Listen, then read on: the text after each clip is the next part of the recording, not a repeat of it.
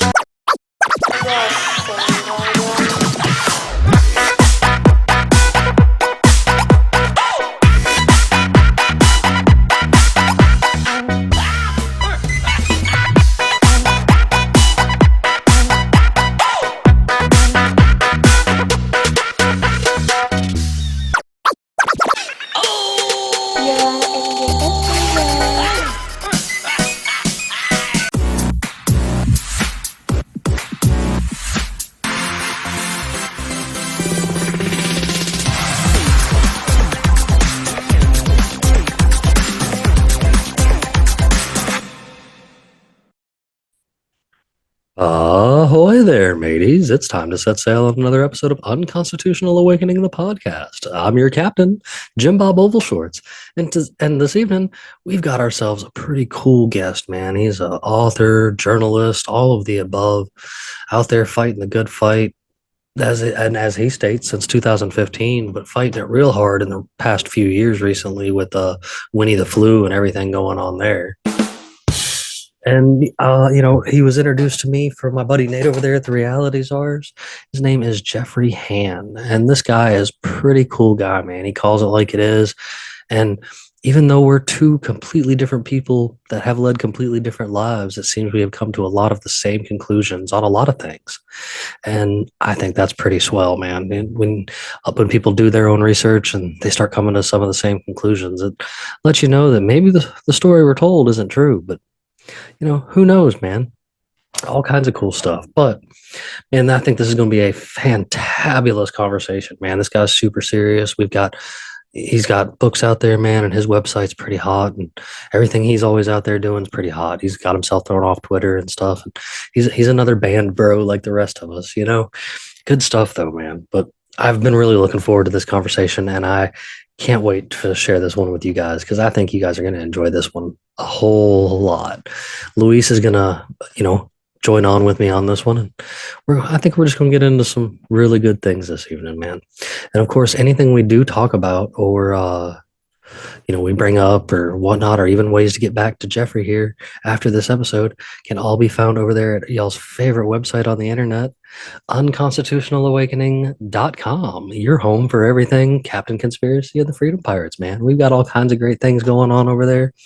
You can find things from each one of the hosts. You can even find links to get back to the host social medias and so much more, man. And over there in the podcast and more section is where you can answer on this episode and more episodes the multiple choice pirate questions to earn yourself some free Unconstitutional Awakening the podcast stickers, man. We're always trying to give something way back to you guys for supporting us the way that you do, because we just cannot thank you enough for all the love and support you guys do for us. So appreciate it much, man. Get you some stickers, answer those questions. That's all it takes, man. While you're also over there on the website, you can find places to watch us if all you do is listen, and listen if all you do is watch us, as well as listen right there on the website while you're hanging out, man. I tried to hook it up for you guys so that you could get a taste while you're out there hanging around. There's also a link to go back to get you some sweet Unconstitutional Awakening merch, man. We've got hats, we've got shirts, there's stickers, there's pillows, there's coffee mugs, there's all kinds of cool things, man. So, you want to walk around town looking kind of cool, go get you some of this UA merch, man. It's a good conversation starter for sure. As well as checking out our friends in Liberty, man. All these folks here that are offering great alternatives to the status quo. And, maybe building a better tomorrow for us, one step at a time. We got Kirk Elliott, Peachy Key Creations, Ammo Can Survival, Brett Pike with Homeschools Connected and ClassicalLearner.com, as well as Pure Pet Wellness, man. And, your support of these guys also goes to helping them supporting us and stuff too, man. And I just like scratching everybody's back. And with that said, man, if you would like to have your symbol posted up here on our sponsor thing and stuff like that, man, just get at me. We can talk. We can see what we work out. I always love giving shout out and, letting people that are doing good things in life have an opportunity to be one of our friends in Liberty, man. So y'all make sure y'all check all that good stuff out. So I guess I need to just quit running this mouth because I'm super excited about this one. So I really am. So me and Luis are gonna helm this one, guys, and let's weigh anchor and go see how things are with Jeffrey. And ahoy, everyone. As I was telling you guys in the intro there, I have author and journalistic guy and just all around awesome guy after sitting here and talking with him for a few minutes, Jeffrey Hann. And I found Jeffrey because of our friends over there at the Reality Czars. He forwarded him over to me and was like, this is somebody I think's right up your alley. And after grazing over his book, and especially after this pre-conversation before the show, like I can tell you're going to get along real well here, Jeffrey. So I'm excited for this conversation this afternoon, bud. Thank you. I appreciate it being here. So, well, let me pop down there real quick. Luis, how are we doing today, buddy? I've missed you this week. It's been a slow week. Been doing great. Good. To speak about things that will get us banned and a lot. Well, hell, his background will get us banned immediately. Right. Well, then that means we're among friends because that's why only one in like 10 episodes ends up on YouTube because those guys over there are ridiculous. Like when we're talking about cryptids or something, you can usually get away with it, but you make that mention and they're just like, what? Bye. Yeah. Like, but it's all good. A lot of censorship going on still. So it's crazy the people that beg for censorship. Like, it's always been one of those mind-boggling things to me is you hear all these people that are like, we need to be able to be, speak what we believe, but then they're like, oh, but you can't use these specific words or you can't talk about this specific subject unless it's approved message. Like, it's just like, what do you mean, man? Free speech means free speech for all, whether you agree with it or not. Like, I mean, sometimes things have to be said, even if it's not nice. And that's people are going to say it. Governments and tyrannies kind of maintain control is the suppression of the opposite of or opposing rhetoric. So it's just one of those ones as you get further along into full-blown tyranny, the more censorship happens and stuff like that. Oh, this is crazy true. So the first thing that you had made mention of when we started talking was your book, and you were very pleasant enough to send us a copy of it in PDF for us to check out. And as Luis said, you cover a lot of ground. Like there seems to be no hesitation there where you were going back into it. So what you made mention earlier that you got started back in 2017, 2018 2015. Yeah. 2015. Yeah, I'm sorry. Yeah. So in 2015, I actually learned the trivium method of critical thinking, which is actually the correct way to think critically, like as a skill set, going through grammar, logic, and rhetoric in order. Sure. And you have to have your proper foundation of grammar, your root definitions, themes, context. You have to separate all the data between, subjective and objective reality. Then you move through logic, removing all of your inherent contradictions, logical fallacies.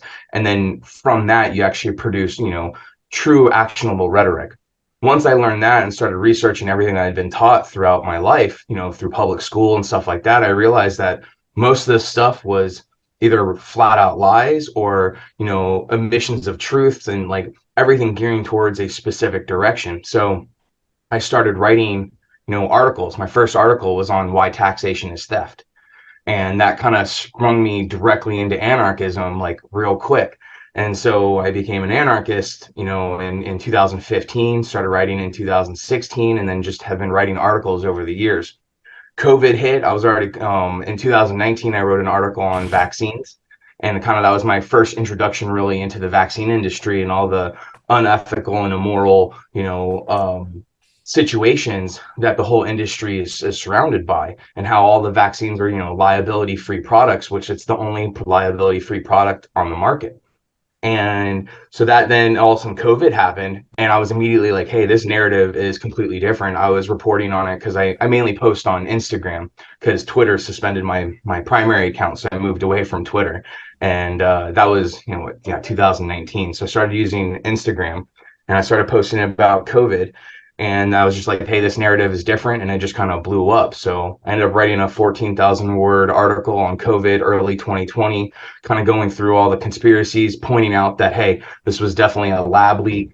It has some ties to the HIV, virus, things like that. I even went into 5G and how 5G wasn't causing all of the symptoms, and that there was actually something, spreading around. And the direction we were going, we shouldn't be trusting it, because it was, this down this path that they were going to start pushing these vaccines, and that these vaccines would become, annual cold and flu vaccines. So, springboard to, 2022, I write another report, about a 19,000 word report on COVID. And then about a month after I published that, I kind of was like, you know what, let me write a book about this. And so that work, all of that work kind of sprung into this book that I finally published last month. And I'm really excited on it because it's very, very, very detailed. I cover about 140 different published journal studies, and I have a total of 181 references throughout the book. So, and I mean, I go into pretty much everything, why we shouldn't trust government, its agents, why, what propaganda is, engineered consent, the difference between engineered consent and informed consent, and how government views engineered consent as informed consent, but they're really different. Absolutely.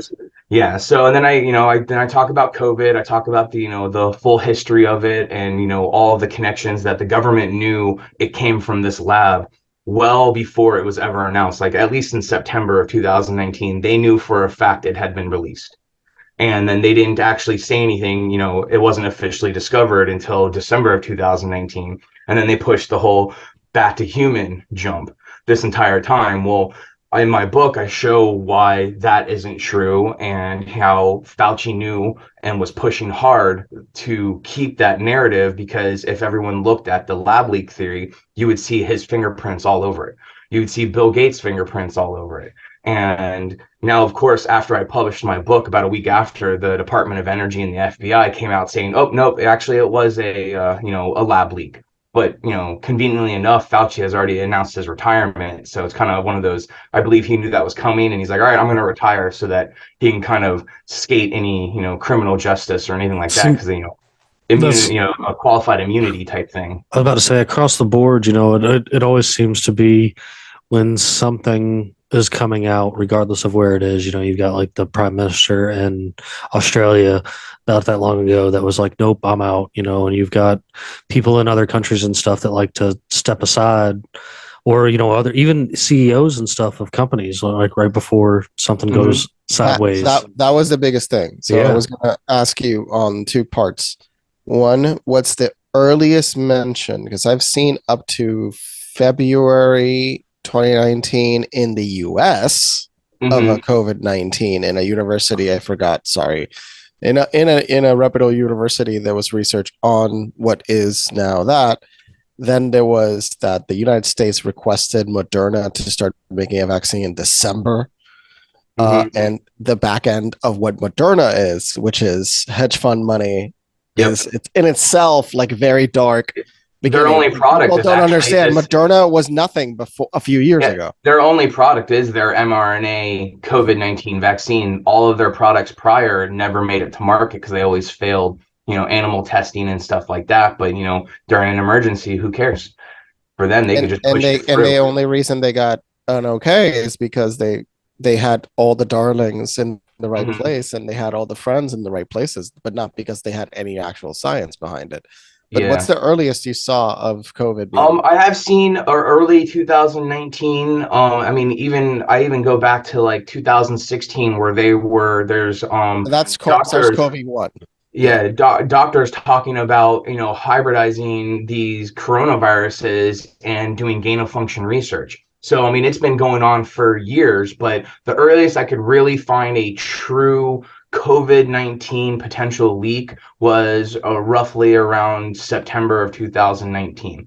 There are other mentions, but it's more of like a report that, hey, we think we found, in fecal matter in like a sewer system or something. Oh yeah, in Italy. But the problem is that all of these tests, most of them can't distinguish between normal coronaviruses, which are common cold viruses, and COVID-19. So it's hard to tell the truth on exactly when something was fully released and where and whatnot. But So, just out of just plain curiosity and me being me, I tend to pull things up while we're sitting here talking. And as I go over here to the Moderna website, because I heard Luis make mention of it being kind of a young company, and it is. It says that it's 2010 was a lot of their company beginnings, and it seems literally from the moment that this place has existed, they've been working with RNA. Like that was and it's synthetic RNA, and people don't yeah, realize that it's different between regular mRNA that's in our absolutely. systems versus synthetic ones. So when they go, hey, typical mRNA only lasts a few minutes in our bodies when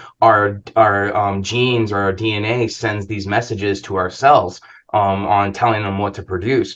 Well, so those only live a very short amount of time. The problem is that the synthetic mRNA everyone thinks is the same, but it's not. This mRNA can actually live a lot longer, and there's a potential that when people shed like the spike proteins, that it's potential that they can shed these mRNA messengers as well. And so there's still more research being done around that, but that is one potential thing I have seen come out as, which is why you see people, when they get vaccinated, then all of a sudden they're passing it on. And So it's self-replicating or self-disseminating vaccine, yeah, which yeah. they've been testing for a while. Well, which brings me to a point here for the folks that are listening, that don't tend to watch or whatever. But on this Moderna website, it's got like a timeline. It's going year by year, and at 2015 was the first human dose of a flu vaccine that was an mRNA vaccine, mRNA 1440 for an H1N8 flu. That and that right there lets you know that they're already doing tests with this kind of device or this kind of product. And you see as this timeline continues to go on, They're actually combining them now, so they're testing yeah. flu and mRNA, which is funny because it goes back to when I was telling people in 2020 that we're going to see a annual cold and flu vaccine, and they are working towards that because, again, coronaviruses are just common colds. They're always endemic. It's always going to be there, even if they release a bunch of new ones. That's just what they do.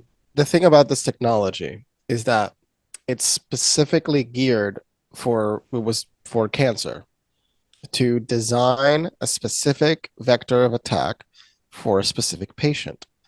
The results from that are very promising. Mm-hmm. When it's designed for the patient. Yep.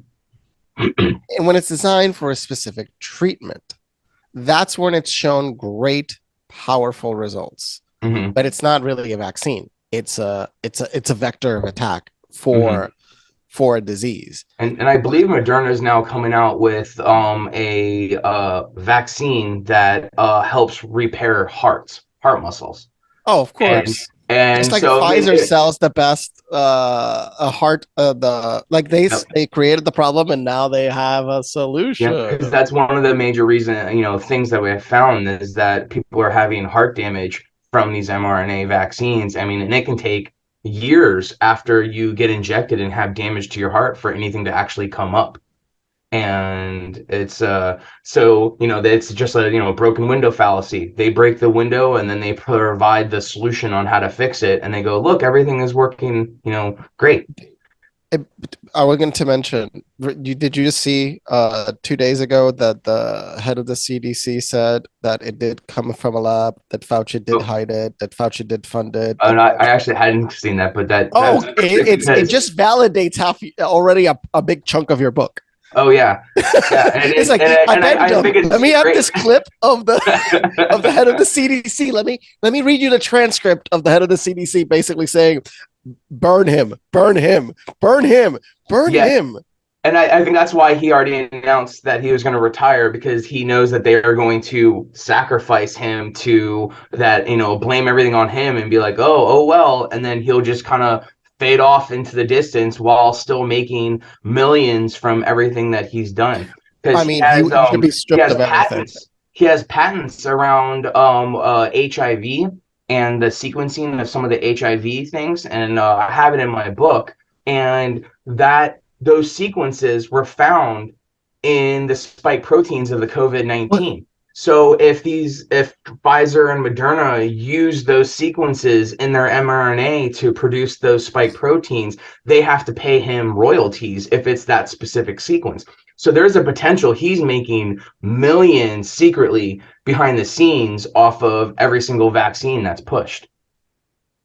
So but I don't hold my breath for him to actually face jail time or anything else, because it's just, I think all of that's more political theater, just to kind of distract people and go, look, we were lied to too, and just kind of, yeah, he's the scapegoat, and then move on, because there's definitely more coming down. Because like my whole point of the book was really to show how COVID-19 was a live fire exercise to springboard us into this new age of tyranny, and show how it's leading us down the path of a great reset, which is to transform capitalism into this fourth industrial age of transhumanism, where corporations are actually like our gatekeepers to our moral and ethical structure, and trying to push people into like smart cities and things like that, just to enact greater control. I mean, and now you even have Musk, who is looking to buy a full town like in Texas to house all of his workers.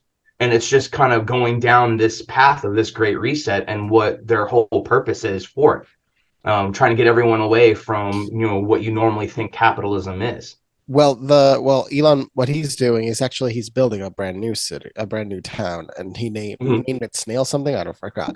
But the idea there is anybody can move in. He's just going to subsidize the housing for the employees. So you can live there if you want. But the problem is that is a reflection of mining towns to a degree, and it just shows us how history is repeating itself. 100 years ago, we had great struggles and giant revolutionary movements slowly occurring throughout the 20s. It was all progressive. And for example, the word like redneck, it actually comes from people that were wearing red scarves. There were miners in the South that were protesting. Okay. It had nothing to do with the color. No, it was because they were to identify themselves back in the day in order to protest. So people don't get rednecks were protesters. And even even skinheads were not, the Nazis that they were originally portrayed as. The original ones, yep. Yeah, that was actually a positive side of things. And it goes to show you how things are destroyed, through countercultures and stuff like that. You see somebody, a great example, like I'll go through this time and time again, and is how much you actually see the swastika before Germany. Yep. It's embedded in a lot of religions, and over in India, in the Americas, it's found. It has a lot to do with the stars and the alignment of different things with that. And it's crazy to see that you have all these cultures that seen it as a positive thing, and you let one dude ruin it for Yep. And it's just it's. And I feel like they do that a lot with a lot of things now on purpose too. I don't think that they're done just as a coincidence, because like coincidences do happen, but there's just, when there's too many coincidences, it's not a coincidence. And I think that it's one way, just like controlled opposition or, a good psyops from government or anyone controlling things, is that, hey, you present it this way, and then everyone starts to believe it as a negative thing, and then ignores all the positive that was really there behind it. And then once you stop looking at it because of, hey, it's, it's like nuclear waste, you don't ever want to talk about it or post it because, it's, political dynamite, so to speak. And it gets people away from researching it and understanding the truth behind, these symbols. And a lot of symbols date back thousands of years that are still being used today, and people don't know about them. Very true. Understand them. Oh, it's very true. And there's I've gone into depth before about like symbolism, about like my wild pirate flag and stuff like that, because I chose to run it with the stars and bars, and people are like, well, that's a racist symbol. And I'm like, it's an Egyptian symbol. And they're like, what? And I'm just like, oh yeah, I can break it down for you. And I've got good source and stuff on that and whatnot. And I was just like, Scottish flag.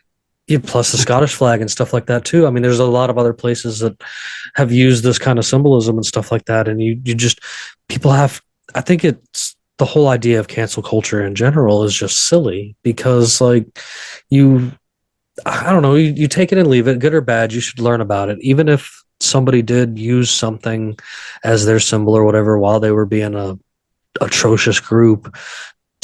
Shouldn't take away from that. Like you should still be able to learn about this item and stuff like that, or just learn about things in general. And another thing that I've found along in a lot of this is that people worry a lot about things like banned books and stuff like that, but I like to bring up overly priced books and just overly priced things in general, because what's the best way to keep information away from somebody is just to make it completely unattainable. I've brought this up on a handful of episodes of the show and stuff like that, and with other guests and stuff, but there's a book that I've just weirdly been tracking since I was 16 years old when I first found it. And throughout the years, it has gone from being a couple $100s, which I thought was weird for a small little paper book,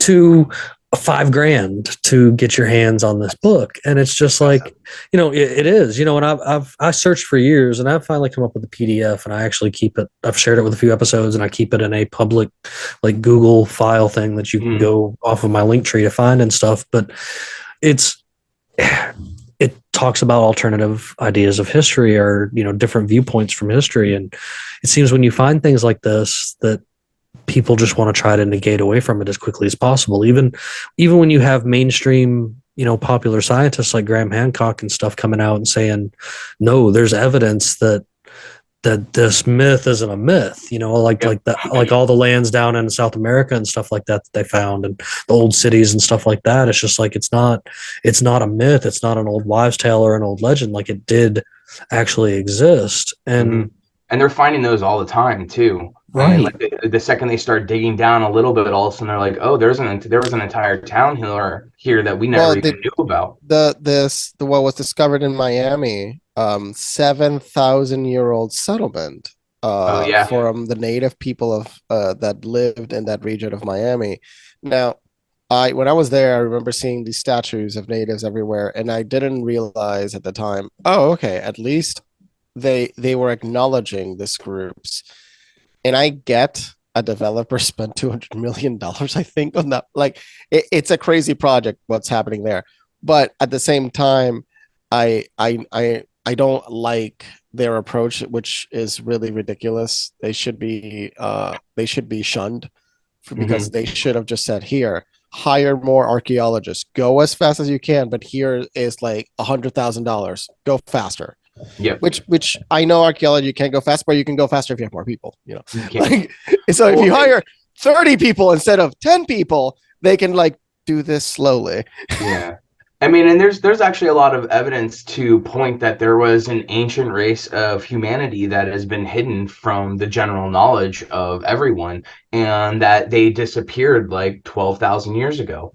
And that something happened, and then, right as we supposedly left the hunting and gathering stage and entered, I think by now it should be debunked that hunter gathering stage idea, the Mesopotamian. Like, no, we had built full blown cities way before, thousands of years before anybody that respectable, like, that respects themselves in academia still repeating that nonsense. I'm just like, what? Yeah. No. And funny enough, like, I go into that a little bit in my book, and potential theories on how all of that has changed and played out. So in 2015, when I got into my research, one of the things I started researching was, climate change, and the idea, and the science behind all of that, and, gravity and, black holes, things like that. I started researching, but I started using the trivium method of critical thinking to look at it and view it. And it turns out that mainstream science completely ignores really the true science, the queen of sciences, which is plasma science. I mean, you look out into the stars, and 99.9% of the observable universe is plasma. But no one wants to take plasma science as the underlying architecture for how reality is built. And there's theories by Ben Davidson, who does Suspicious Observers.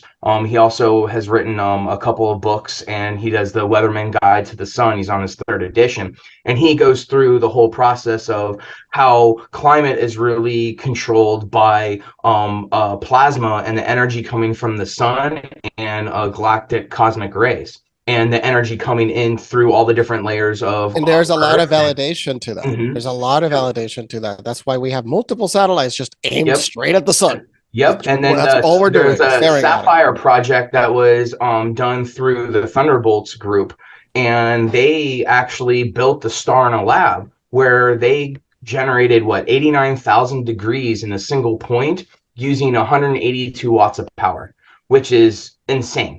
And it's because they use Did you say 182 watts? 182 watts of power, and they generated 89,000 degrees. Because they are able to impinge all of this information. That's less than my laptop. Yeah. Like, No, for context, that's less than a laptop. And so through this project, they actually confirmed the electric sun model, where that the sun is actually an anode and all the planets are cathodes. And it's not gravity holding us to the sun. It's things like Birkeland currents, which are just these long magnetic, strands that connect all the planets to the star. And the star has Birkeland currents, or galactic ones, that connect it to all the other stars around it and the sun, the center of the galaxy. So we're actually held in place by magnetism, not just this gravity centric. Because really, any true gravity centric thing, we would have been pulled into the sun. And the sun would have been pulled into the center of the galaxy. But Birkeland currents, and they're real things. They're been studied, and government says they're definitely there, but most people just ignore it or don't understand it and don't know about it. And this is what the energy coming from that is actually what generates the auroras that you see. Okay. One theory is that the torque and energy from the power coming in and out of Earth is actually what drives the rotation, which is why you see Venus moving so slow, because it's a new planet and just doesn't have enough energy, really to spin it. But Ben Davidson, one of his theories is that there's every 12,000 years, you have a disaster cycle that comes through. And his theory is that our solar system is going to pass through the galaxy's current sheet, because our solar system has a current sheet that every so often, every 11 years, the poles flip for the sun. And so you have positive and negative. Well, in between those, you have a current sheet, and the Earth passes through that every so often. Well, his theory is that we're about to pass through the galaxy's current sheet, which triggers the sun to basically like mini nova, micronova, and so just release its plasma and shed. So, but with we had the Carrington event. Yep, and that's what actually started. So the Carrington event in the 1800s started our current progression of our poles flipping. So we're in the tail end of the Earth's magnetic poles flipping, and it's not a coincidence that all the other planets are going through changes as well. And all of this is driving true climate change. Well, the government knows this, and they tell people that, hey, but it's really because of humanity and the releasing of carbon, CO2, and that's what's causing all this stuff. Not the fact that Earth's shields has dropped by over 20%, and we're, diving straight down. And with the magnetic shields dropping, it's, solar flares and other energy inputs that we could normally take, like in the 90s, we can't take anymore. So there's a potential, a direct hit with a big enough flare will wipe out technology across the surface. I just posted here, this document just came out basically saying IPCC is just nonsense from the governments. I remember the past one and this one, and I remember telling people, look, if they don't say nuclear power is the best possible solution for fighting climate change, they're not fighting climate change, and most of this is garbage. Nuclear power isn't one. It's actually looking at plasma, because they think the reason why they focus so much on nuclear power is because they see nuclear explosions, or they detect them on the surface of the sun. But no, I mean nuclear power. I mean, I'm talking about fission. Oh yeah. I'm talking about fission. Yeah, fission reactors. So, but even reactors are the most viable. And now, with the best part, they're about to finally they're funding it, and they discovered they can just convert coal power plants into nuclear power plants. Oh, nice. I mean, and it's definitely a better route to go. But the whole thing that I find interesting about the theory from Dan Davidson is that if this 12,000 year cycle is true, we're due probably in about 10 to 20 years, it's going to hit. And it corresponds with our poles flipping. Both poles are racing towards each other in the Indian Ocean. I mean, like even the South Pole is no longer in the Antarctic, it's in the ocean. So you can actually track that. It's actually moving and they're migrating faster and faster, which I wish Panda was here. We talk about the moving poles a lot. Yeah. That's a good Okay, subject. perfect. It's going pretty and fast. that's actually what's driving climate change. So all of our chaotic weather patterns and things like that, it's just going to get worse. But they're going to blame it on government's going to blame it on everything dealing with humanity. So people only look at each other and wish for greater control because they think we're doing it to ourselves. Really, it's a actual natural process. And not to mention, it doesn't help matters that they are geoengineering on top of that. Yeah, they are spraying the air and things like that and doing experiments, and they're definitely doing a lot of other things.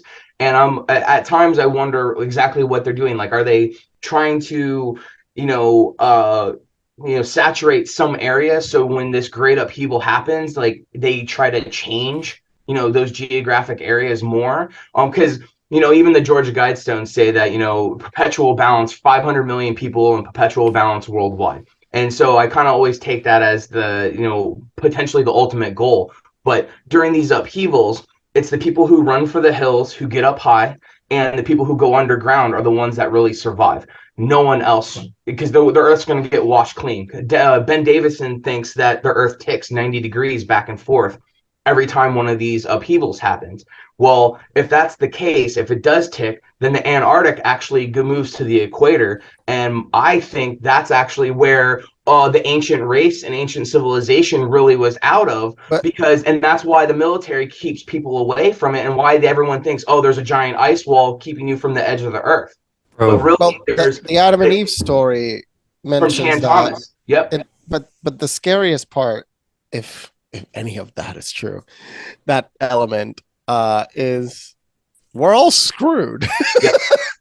Because there's basically almost no way for almost any country on the planet. No one's going to be spared. Yeah. I mean, we can survive, but there's got to be some preparation. But absolutely, and they have been. So the government has been building underground cities and highway systems, at least the U.S. government, since the 50s or even earlier, and they've only progressed further. And I talk about it in my book that I believe that's why the Pentagon was really attacked, because the day before 9/11, Rumsfeld came out and said, hey, the Pentagon can't account for $2.4 trillion. Very next day, 9/11 happens. Everyone forgets about it. But what they don't realize is that all the financial auditors, all of the evidence of the research and investigation into this missing $2.4 trillion was blown up. And that's what got attacked at the Pentagon, was that all of that information. So I think that research was showing that a lot of that money was going towards building these underground systems, and they were trying to hide it because they know this upheaval, this great upheaval, is actually fast approaching, and they're preparing for it. Because again, I try to think of like, why else would they build these systems? And it's not to house everyone from a nuclear attack, because if Russia launches a bunch of nukes, we have minutes. It's not like an alarm's going to sound and they're like, hey, go to your local shelter and get deep underground. You're not going to have time. No one knows about it. Did you see the troll in Russia that just happened a few days ago? I think it was 2-3 days ago that they trolled Russia. They broadcasted a fake ICBMs are coming. I mean, you can tell it was fake just by looking at it, because it starts to flicker stupidly like a movie. But that's such an irresponsible type of trolling that could lead to somebody firing a missile. It's not good. Yeah, and so I believe that these systems aren't for nuclear fallout or any of that. It's for saving whoever they decide to save for when this great upheaval happens. Because, I mean, again, if you're underground, you have a better chance of survival. But now I talk about it in my final chapter of why the U.S. government doesn't talk about it. And I think that it's really being built for China to come in, because if these vaccines that they've pushed so hard over the last couple of years are the true bioweapon, and that in 5 to 10 years, the majority of people that have been taking them start to die off, now you've completely disrupted the U.S. economy, the U.S. military. You have completely taken the fighting force behind everyone, and you can enact greater change while invading and taking over land. So if it's true, China then has the upper hand, China and Russia, and they can invade and take over these locations because they know about them, and they can save their culture. China is very big on maintaining their culture and moving forward with their culture, while the US is all about, just expanding and imperialism, not about an actual culture. Because we have so many cultures, combined, that it's one of those ones where we can just get rid of. And if they can get rid of it, they can kind of try to kill the idea of freedom. Because that was one, I think, negative, like if you take it as like a failed experiment, that the US actually became this beacon of freedom and the idea of freedom and rights and the protection of those rights through like the Second Amendment. And we have too many guns on the street that, no country can actually come in, because we would all band together, and NATO starts rolling around or China starts rolling around. I'll be the first ones like, hey, let's start shooting them. Let's go, let's protect our land because they're invading. However, my granddaddy dreamed of the day we would see blue helmets. Yep. And Well, they're already here. They are already here in some places. You see some, I have not looked into it, but I'm like, you don't why see them in the does the UN sticks have here. any facility in the United States? I find that I can tell you why. That's why. But I mean, the UN, which is just an extension of the US government, honestly, because we fund the majority of it to a high degree, and everybody got pissed when Trump lowered the budgets, because those budgets really were for just money for rich people to just enjoy crap, like, oh, your cars, your lunches, your clothing. I mean, in the European Union, certain people that work in Brussels make more money than even the Prime Minister of England. That's like around 400,000. Those are not elected employees. Those are just people that work for the government. 400,000 a year, a ton of them. That's what I think. That's like the Fauci's pay was like. He was like the highest paid government employee. That's one of the first things that I've always, like, I don't know, bring to people's attention or bring up or stuff like that. And I'm like, why do you have all of these people, all of these millionaires, and as politicians? You know what I'm saying? And they don't even go in to the political game as millionaires. They just come out as it. It's like, how is that not something on the inside going on? Like when I'm trying to point corruption out to folks and stuff like that, like there's clearly something going on for you to be worth millions when you're done being a politician and not making that kind of money. You know what I mean? Like, and then on top of that, like I'm an advocate. Like, you know what? If you want to do a minimum wage on somebody, then yeah, totally politicians. Like those guys need to be making $7.25 an hour to sit up there once a week or however often they show up. But like, instead, you've got all of these people that are a generation or two ahead of a lot of us, to be real, and I don't think are truly fit to even be where they are anymore, let alone be trying to make decisions for a future they're not even going to be a part of. Right. I mean, look at Biden, how long he's been. I mean, and he was the drug czar over 40 years. Pushed all the the drug laws and the schedules for cannabis and everything else, and helped drive the disproportionately attacking black communities for the crack epidemic. He's essentially one of the most racist politicians in office currently. But then yet a lot of the leftists and those communities go, well, we need to go with him instead of the orange, the bad orange man, because he's telling us he'll help to fund the police and everything like that. But I'm like, but he's like basically a cop, a racist cop. Oh, and he's funding the cops. Well, Yeah, I mean, yep, you yep. look at you look at the crimes bill and everything like that, and That was awful. it as terrible as it is, and you make like I like to point this out too of how much of an injustice like that thing itself is. Look at how many people in underprivileged areas are broken homes because of That. a little pot, Yep. because of like wrong place, wrong time scenarios, even and truly, You can be in the car with somebody else that had drugs, and you get the same charge as the actual carrier of the drug. So Or let's they say kill even you. worse, you're in an Uber, and the Uber driver has drugs in the trunk. In theory, it's possible you could be subject to getting Absolutely. additional Yep. charges.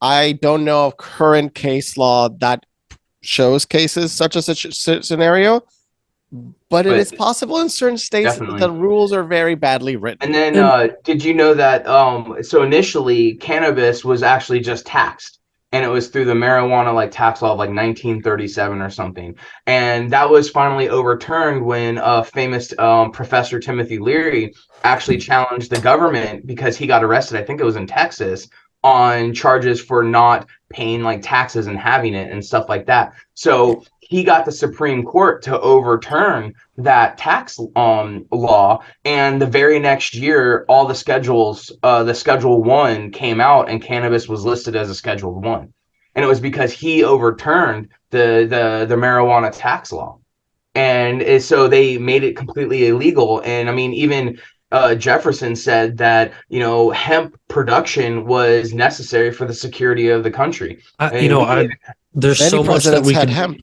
there was so much we could do with with hemp that is so Absolutely. Well, even the CBDs, and I think that's another reason why cancer rates keep going up, is that we have taken CBDs completely out of the market, because they feed hemp to animals. And then the animals would have just natural CBDs in it. So when we ate the animals and it was just in our food product, that we would have CBDs constantly, and CBDs help cure cancers. And it was a common practice too. I mean, sure, not everybody was running around like smoking pot. Don't get me wrong, but I'm saying like hemp was a common practice. Like it was a common thing for people to have on hand. Like like corn nowadays, it was used in place for a lot of things, and there was from food to textiles and everything in between. And you're right, our body is built to have receptors for not only the CBD but the THC and plenty of other things along the way. We evolved with it for thousands of years. Like I say, if there was one plant God put on earth for us, it was cannabis, in its holistic view of it, because of how much it actually benefits us. I have never seen a real negative aspect to that plant. I mean, even when you're growing hemp or even don't consume too much of it. Like right. That's it. Even when you grow it, it actually takes impurities out of the ground and puts nutrients back into the ground. So that's a tricky part. That means also you shouldn't consume that one. Well, that's why you can smoke the buds, but you can, and I would agree, but you can make it materials or things like that.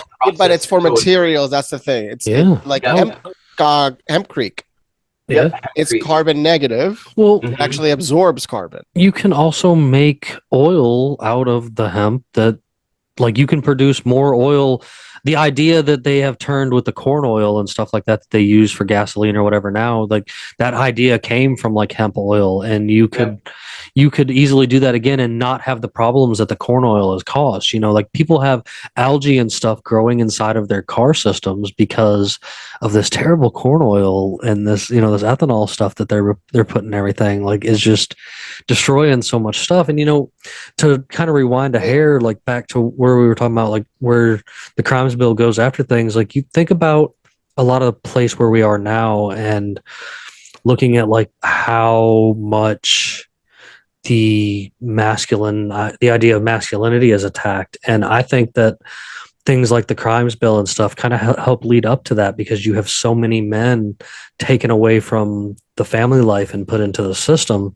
Absolutely. That, like they made a lot of places to where they were extremely vulnerable because the men weren't there to protect it. The men weren't there to do like they did down in Tennessee and uprise against their local, corrupt government. This is years ago or whatever. This was after World War II, but, rise up against their corrupt government and do something about it because the men were there and the men were home and the men weren't going to sit there and take politicians doing this stuff. But now they got most of them in jail, and the ones that aren't in jail, we're out here working to death just to make ends meet half the time. And I think if you also look at like the prison industry and the textile industries and stuff like that, it's all slave labor. I mean, and with the 13th Amendment, they actually legalized slavery constitutionally, and most people don't realize that because they're told like, hey, the 13th Amendment made ended slavery and got rid of it, but it's like they don't actually read the 13th Amendment because there's an exception.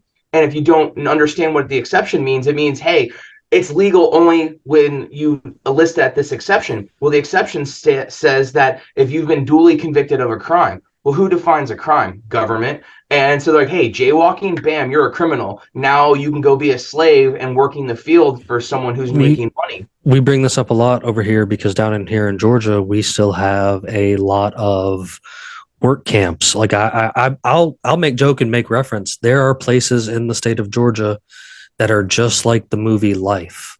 Mm-hmm. Like there are guys out here that are slave labor working on doing the roads, doing all this other kind of stuff, state prisoners.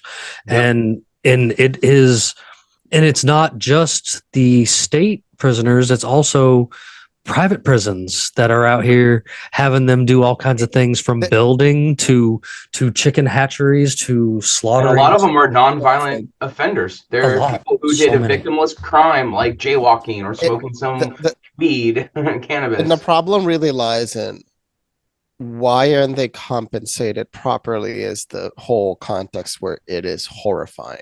Mm-hmm. Like after you leave, you get full salary. Like full minimum wage at least at the end of your stay, whatever your period is, minimum. That would be a minimum law change that would drastically shift everybody's opinion on this subject, because like you don't have to stop the work. That's fine. First of all, what do you prefer? You prefer to be in the jail cell all day, or you prefer to be doing something?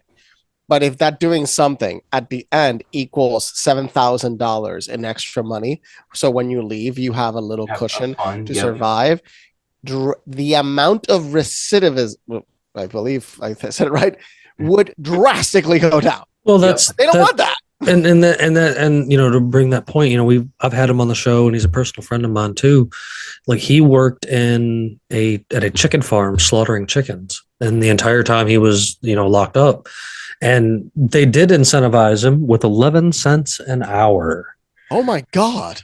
Like he made 11 cents an hour the entire time he was there. Sure, he had a nice little chunk of change when he came out after 5 years, but like it wasn't. Multiply that exponentially by the actual rate, and it would have been right. $30,000 maybe. 30. Imagine, right. You leave jail with $30,000. Are you going to rebuild your life back? Are you going to become a criminal? No.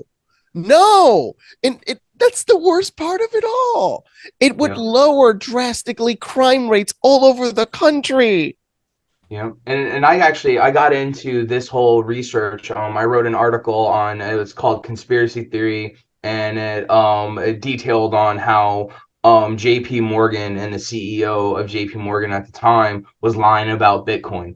And I dove into that and actually got into the history. when he did that whole illegal trade after talking shit about Bitcoin. And then the European Union said, "What did you just do?" Yep. So I got into that, and I dove into just the history of JP Morgan and actually looked into JP Morgan and how he helped cause the panic of like 1907 because he had helped someone secure the funding for the New York Times, which was a major reason why there was a banking run then, which pretty much destroyed the trust companies, the trust industry, and moved everyone more towards normal banking and federalizing everything. And a lot of people don't realize like the Federal Reserve is actually just a bunch of private banks. and they control our money supply, which Jefferson, warned everyone about, saying, hey, you don't want, the banking industry, running our money, because they will inflate us out of everything. So I dive into the history of it, and I define conspiracy theory, as you can see there, and how conspiracy theory was coined. It was a negative connotation by the CIA, to kind of discredit the killings of JFK. Well, the history I found with all of this was that J.P. Morgan, during this whole process of cornering, of getting rid of the trust company and stuff like that, he was able to take out major competition of one of his textile industries, and actually absorbed all of the prison population and workers from it. And so he actually grew his basically slave labor at the time. And it's very interesting when you dive into this history. You just see all of this stuff, kind of going through, and all these connections. And that's kind of, gearing towards how they've been using slave labor for, since the beginning. And that the fact that they've, constitutionalized it and legalized it with the 13th Amendment, it's just, it's an immoral and horrific practice, which is also why I don't put major stock into the Constitution. It was a great document. It is a great document that was supposed to outline, but it's still just a piece of paper. And since it was written, every year more and more, the government adds more and more laws to kind of get rid of our rights and freedoms, and is slowly turning it into a document that limits us, while the Constitution was supposed to limit the federal government. And it doesn't. It really limits us now. Friends. Yep. Dude, What? like, dude, the Step Brothers, did we just become best friends? Was what that was. Because, like, dude, like, there's so many things on here. I as wild as the sound, as many people as I've talked to, there are very few people that have a level of understanding and viewpoint that almost align with everything that, like, I'll sit here and talk about. Like, you've hit so many things today that, like, I've been preaching for years to people in different forms and different aspects, and the 13th Amendment is one that I always like to go to too. And like you're right. They did a very good job at legalizing slavery. And when you see that things have gone back to the point of, that they legalized slavery in that aspect, like, so and we're the kind of people that question news and question history as it is, so that likes to let me point back into pre-Civil War. Like, what, like, I bet you there was things clearly going on pre-Civil War to lead up into that kind of stuff and whatnot like that, because the true whole slavery thing that happened during that time only affected like 6% of the population. Mm-hmm. And then 6% of the population was enslaved in the United States at the time. There are more people enslaved by the prison system today. Yep. Than there were ever, enslaved in, the pre-Civil War United States, or however you want to call it and stuff. And it's just, US is number one, China's number two, but also China kills their prisoners all the time. And harvests their organs, which I'm sure happens China here literally too, has they have a government sanctioned, open, saying, hey, we have a black market they have mobile surgery vehicles where they just snag political people that they want to target, harvest their bodies right there, and then dump them on the street or just burn them. That's why they thought that Jack Ma, the founder of Alibaba, very, very, very, very wealthy individual, he disappeared for months after he made a very disparaging comment about the CCP's, the Chinese Communist Party, or the People's whatever the hell they want to call themselves, that corrupt entity he made about their economic policies. And Financial was going to go public a week or two later. That was canceled. And then Jack Ma disappeared for months. And then when he reappeared in a government video. It was really weird. And everybody, people knew that he was alive, though, because they saw him on his Bloomberg terminal, like, doing things. It was even brought into the UN, even, as much crap as I'm giving them, like, it was even brought into the UN situation with China about the forced organ harvesting and stuff like that. So I mean, it's not out of the realm for that to have been a possibility. Oh, and the Falun Gong, those are actually related to NTD and Epoch Times. Have you heard of those? And Falun Gong is associated with them. I mean, Falun Gong created NTD, and they also created those Shenwu plays you see all over the country. That's Falun Gong. Okay. They're a religious group that the CCP finds extremely threatening. So that's why they've been persecuted, because a lot of people like them. And anything that is in opposition of the CCP, which hopefully will fall in the next few decades, scares them. Well, I don't think China will be the same way as it is now in the terms of this. I think they're going through the overbearing Great control. Reset too. I think a lot of these major powers, or the secret groups that really run all of these major powers, have all sat at a table and have all discussed what everything is going to look like when actual Great Reset happens, when this great upheaval happens. They've already mapped everything out, and they've already have these plans on how it's going to go. So everything we see, and I always say that, the book 1984, it's not fiction, it was a roadmap. And that's what they're using, is that they have all of this political theater going on, but a lot of this stuff has already been discussed and played out on the direction they're going to go.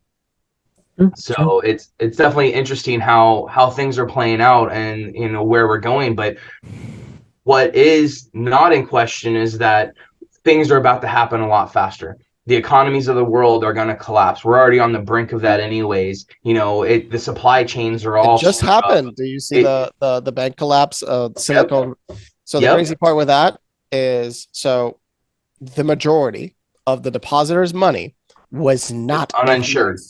Yep. So that means I think over 1 million companies just lost all of their money. Yeah, like Roku actually had 500 million wrapped up in that bank, and they just lost 10% of their share immediately because all of it was uninsured. So they just lost $500 million. By the way, what company is placing their money uninsured in a bank? I just have 100 bank accounts in every bank in the country. Yeah. When you have that much money, you just spread. Right. When you have that much money, you just spread it around. You have one accounting firm. Just what do? Create accounts in every single bank in the United States. You can automate the management of that. It's not rocket science, but that's why you hire one person to distribute millions of dollars as a reserve system. But I mean, a lot of it though is all just really digitally. Like on their books, they say we have all this money, but they really don't. I mean, and when the feds create new money, that's what they do, is they just, on the books, they've created new money, and some money gets actually printed, but it's really just diluting the money supply on the books. So it's not really there, but yeah, it's definitely it's one of those things that it's just going to happen more. We're going to run into, I mean, with the Ohio train derailment, that's poisoning the water supply. We're going to have major water shortages. On the West Coast, you have over the last 2 years, more and more water shortages have started happening, like water levels dropping, things like that. But now you have, the Ohio River that's being poisoned greatly from that derailment, and that's going to affect everyone even more. And then once you have major water shortages, that affects farmland, because if they can't get fresh water or things like that, now you affect the food even more. So we have major economic issues coming, and a lot of people don't realize it. And that's just going to play into more of everything else. And this doesn't even take into account the gain of function research around hybrid viruses, like a hybrid bird flu virus that's already been created. I mean, there's documented evidence and studies that they've already created these weaponized bird flu viruses, and at any point they can actually release it and then blame it on, a terrorist attack or whatever that goes through and kills a bunch of people. And all of these steps play into this great reset, pushing people to this new idea of capitalism and how society is structured, to these smart cities, pushing people away from farmlands and things like that, while Bill Gates comes in and buys up more land. I mean, the fact that he's the largest owner of the bank, if you look at the map of his actual properties, guess what? Not a single property in the state of Ohio. Yeah. Not a single property. No, it's weirder. there's a giant gap between Ohio and where he owns property. It's substantial. It's over hundreds of miles. So that's already weird. Yeah. And like I said, I have no doubt they already, all these things have been planned out, and it's just now going through the motion. I mean, they've been working on this stuff for decades and decades. I mean, you have Agenda 21 that really started in the early 1990s, and that's now been completed. And next up is Agenda 2030, which one of their ultimate goals is that every man, woman, and child on earth is fully vaccinated against everything by 2030. I mean, that's a lofty goal. But even the World Economic Forum, which is part of the whole my book, where you'll own nothing and you'll be happy, that was one of their predictions, that by 2030 you'll own nothing and you'll be happy. But from where we are today, how do you get to that point? I mean, because that's a drastic change, and you're only talking less than 7 years now. So things are about to start changing a lot faster, and people don't realize it, and no one's prepared for it. Well, the main thing I've seen 7 articles saying this: cash is great. Get your money out, like get some cash reserves. Now, I appreciate that some people so if you are looking at news, the best source of news is financial papers, the Wall Street Journal, but Barron's, there's biases in different things, but the least amount of bias is found in financial news. And many people in the finance world knew a lot of these things are lies. A lot of these things are coming.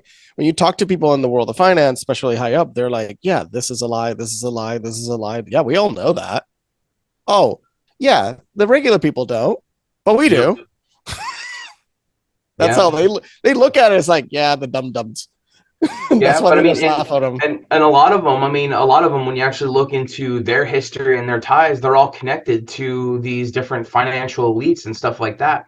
And I discuss it, and so I bring up Epstein in my book, and I talk about Epstein and how he has major ties to Mossad, and how he was actually a Mossad agent collecting dirt on all of these people for decades, and including Trump and things like that. So Gillian's dad was also Mossad and a billionaire in the publishing world. I mean, yes, he published the school textbooks for many of the schools across America. Yep. Yeah, and so, and if you and I talk about it in my book, the public education system. So the U.S. education system is actually comprised of the classical trivium, which was developed by the Catholic Church, which was used to create like a body of knowledge and keep people within it. So they teach you how to think and what to think, and you can't step outside of that. So basically, they create literacy slaves, people that are smart enough to work, but not smart enough to think for themselves. So that's the classical trivium. And then the U.S. education system also is comprised of the Prussian education system, which that was developed when the Prussians lost against the Napoleon, and their parliament was like, hey, why did we lose? And it's because they were like, oh, well, our soldiers were thinking for themselves. So they developed their Prussian education system, which created blind obedience and authority, and with a focus on like nation building and mercenaries. Well, the U.S. And obviously the Prussians later turned into Germany and then Nazi Germany. Well, the U.S. education system is comprised of these two different systems. So that's what we now have generations of people taught under this system, where they have been taught to be, literacy slaves that have blind obedience towards authority. And so that's why we are in the situation we are in today, and we're reaching this new age of tyranny, and we're in this new age of tyranny that's only going to get progressively worse. And we're, you have like Biden pushing hard for to follow the policies of China, and to continue on with that, like the social credit scores that tie you to everything, and have you tied to your carbon footprint and things like that. Because then this is not a theory. No, these are all facts. People in the banking industry in Canada, and they were like, yeah, we're working to build ratings for consumption, for credits. And I asked them, but how exactly are you doing the math on that? They're like, well, we're using certain keyed systems, and then from that we're extrapolating the potential footprint. And who verifies that? They're like, I don't know, that's above my pay grade. Yep. They don't determine. Like the people that were working on the software, I'm not going to judge them. Like they're building something, then they're getting paid well. I'm not going to judge them. Compartmentalized. Yep. You know, And that's how it's all progressing.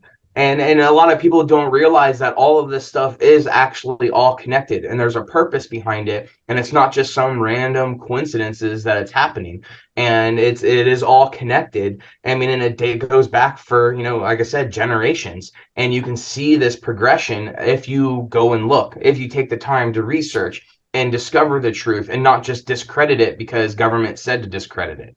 You know, and that's the biggest thing, is that you can't trust any government official. You have to question everything they do.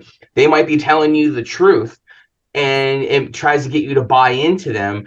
I mean, because that's like what Trump did in 2016. There was like anarchists and other people in the liberty community that were like, yeah, you know, Trump is saying all this stuff. He's against vaccines. He's all this. But once he got into office, he did the exact opposite, because he's controlled opposition. He's only, you know, saying this, you know, positive stuff for liberty and things like that, and then went the opposite route. I mean, he enacted more gun control than Obama, and people don't realize that. I mean, a lot of the, you know, the right, you know, and Republicans who are all about, supposedly about freedom and the Second Amendment, and they, you know, hardcore Trump supporters, but he enacted more gun control than Obama. So it's kind of like it's that hypocrisy that people just kind of ignore and just keep moving forward, because that's the only choice they think they have. And it's like I said, it's this controlled opposition, because how do you control the narrative is you own both sides. And if you own both sides, then it doesn't matter who wins, you're going to win and progress everything the correct way. The biggest question that is really almost impossible to answer, because the information we have is so limited, is who bought them. We get it that it's a group of people. Generally, it's not one person. But if you try to like go up and up and up and up and up, like who is the top fellow? And that's the one bad thing about, like, you know, secret societies, is you don't know full well who it is. Like, is it, you know, the Masons?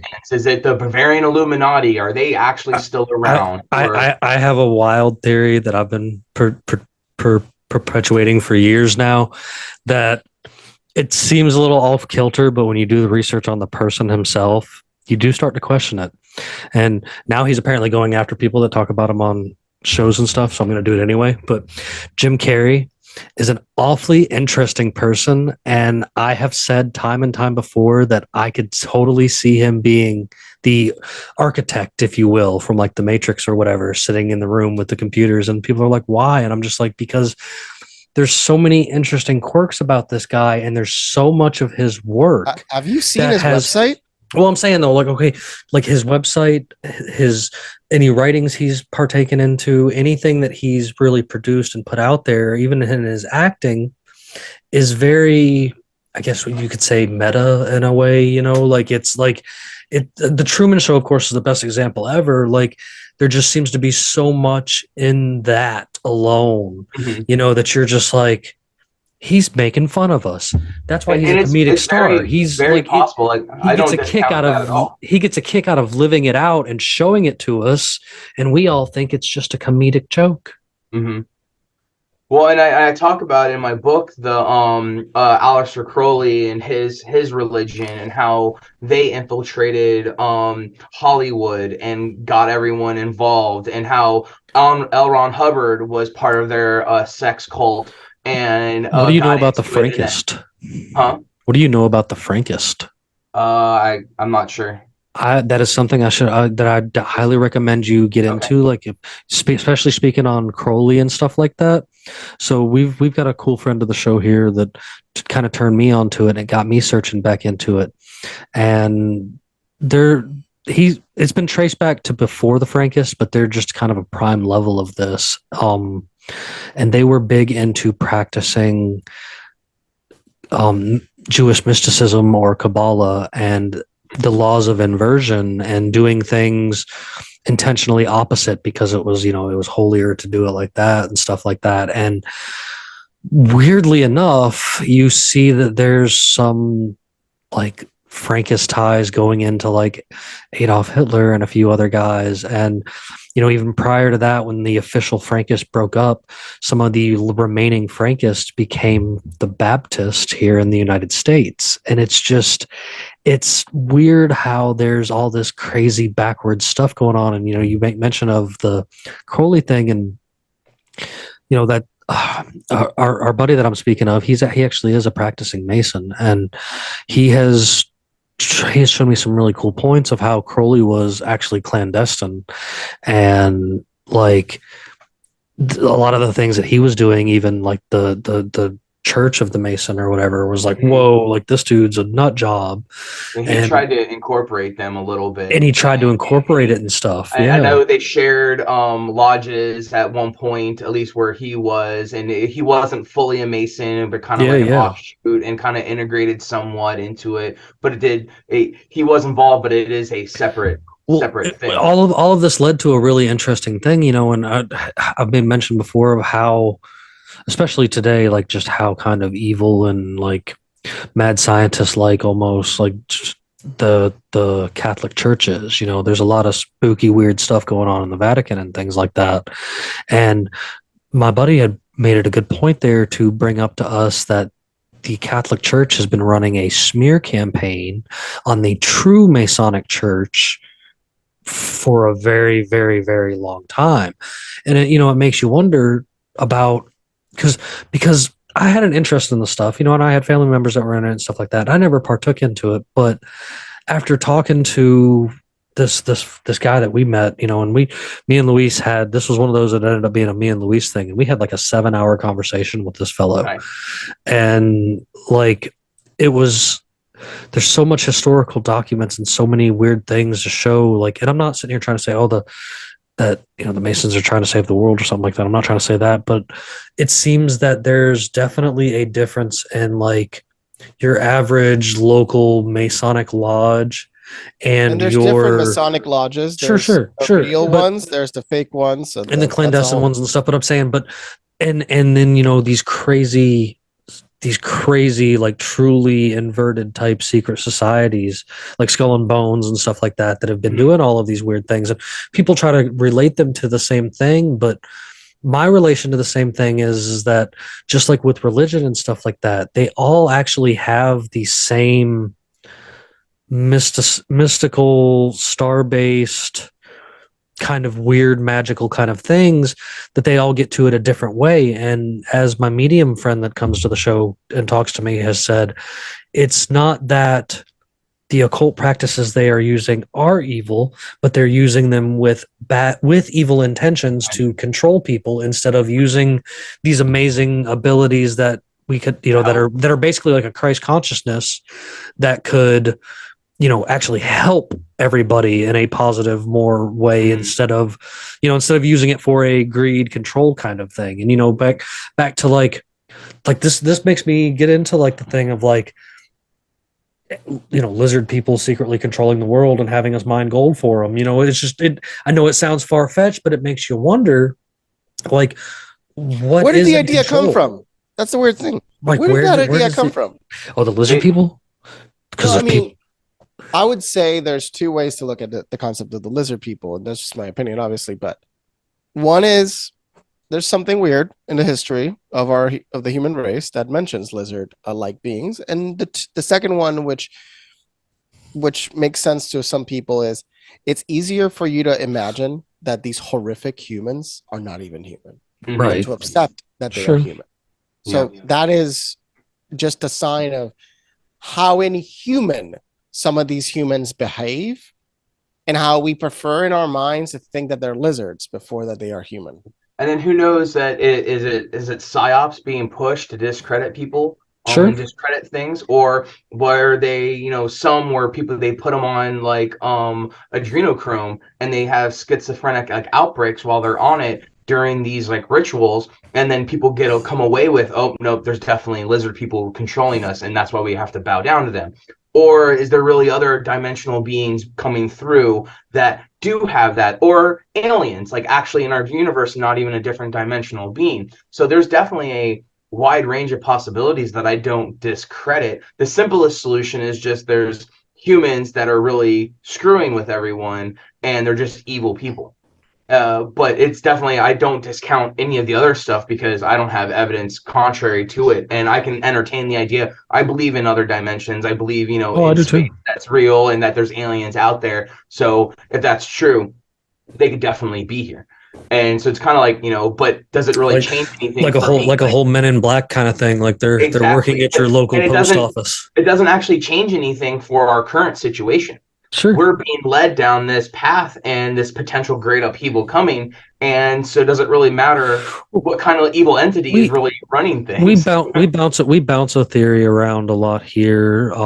And again, this is one of those things I wish Bandit was here. I think you and him would click really well too. He's, you know, he's a veteran and stuff like that, turned anarchist and all that good stuff. And me and him talk a lot about how, you know, yes, there's these things that are progressing, but out here that they're doing.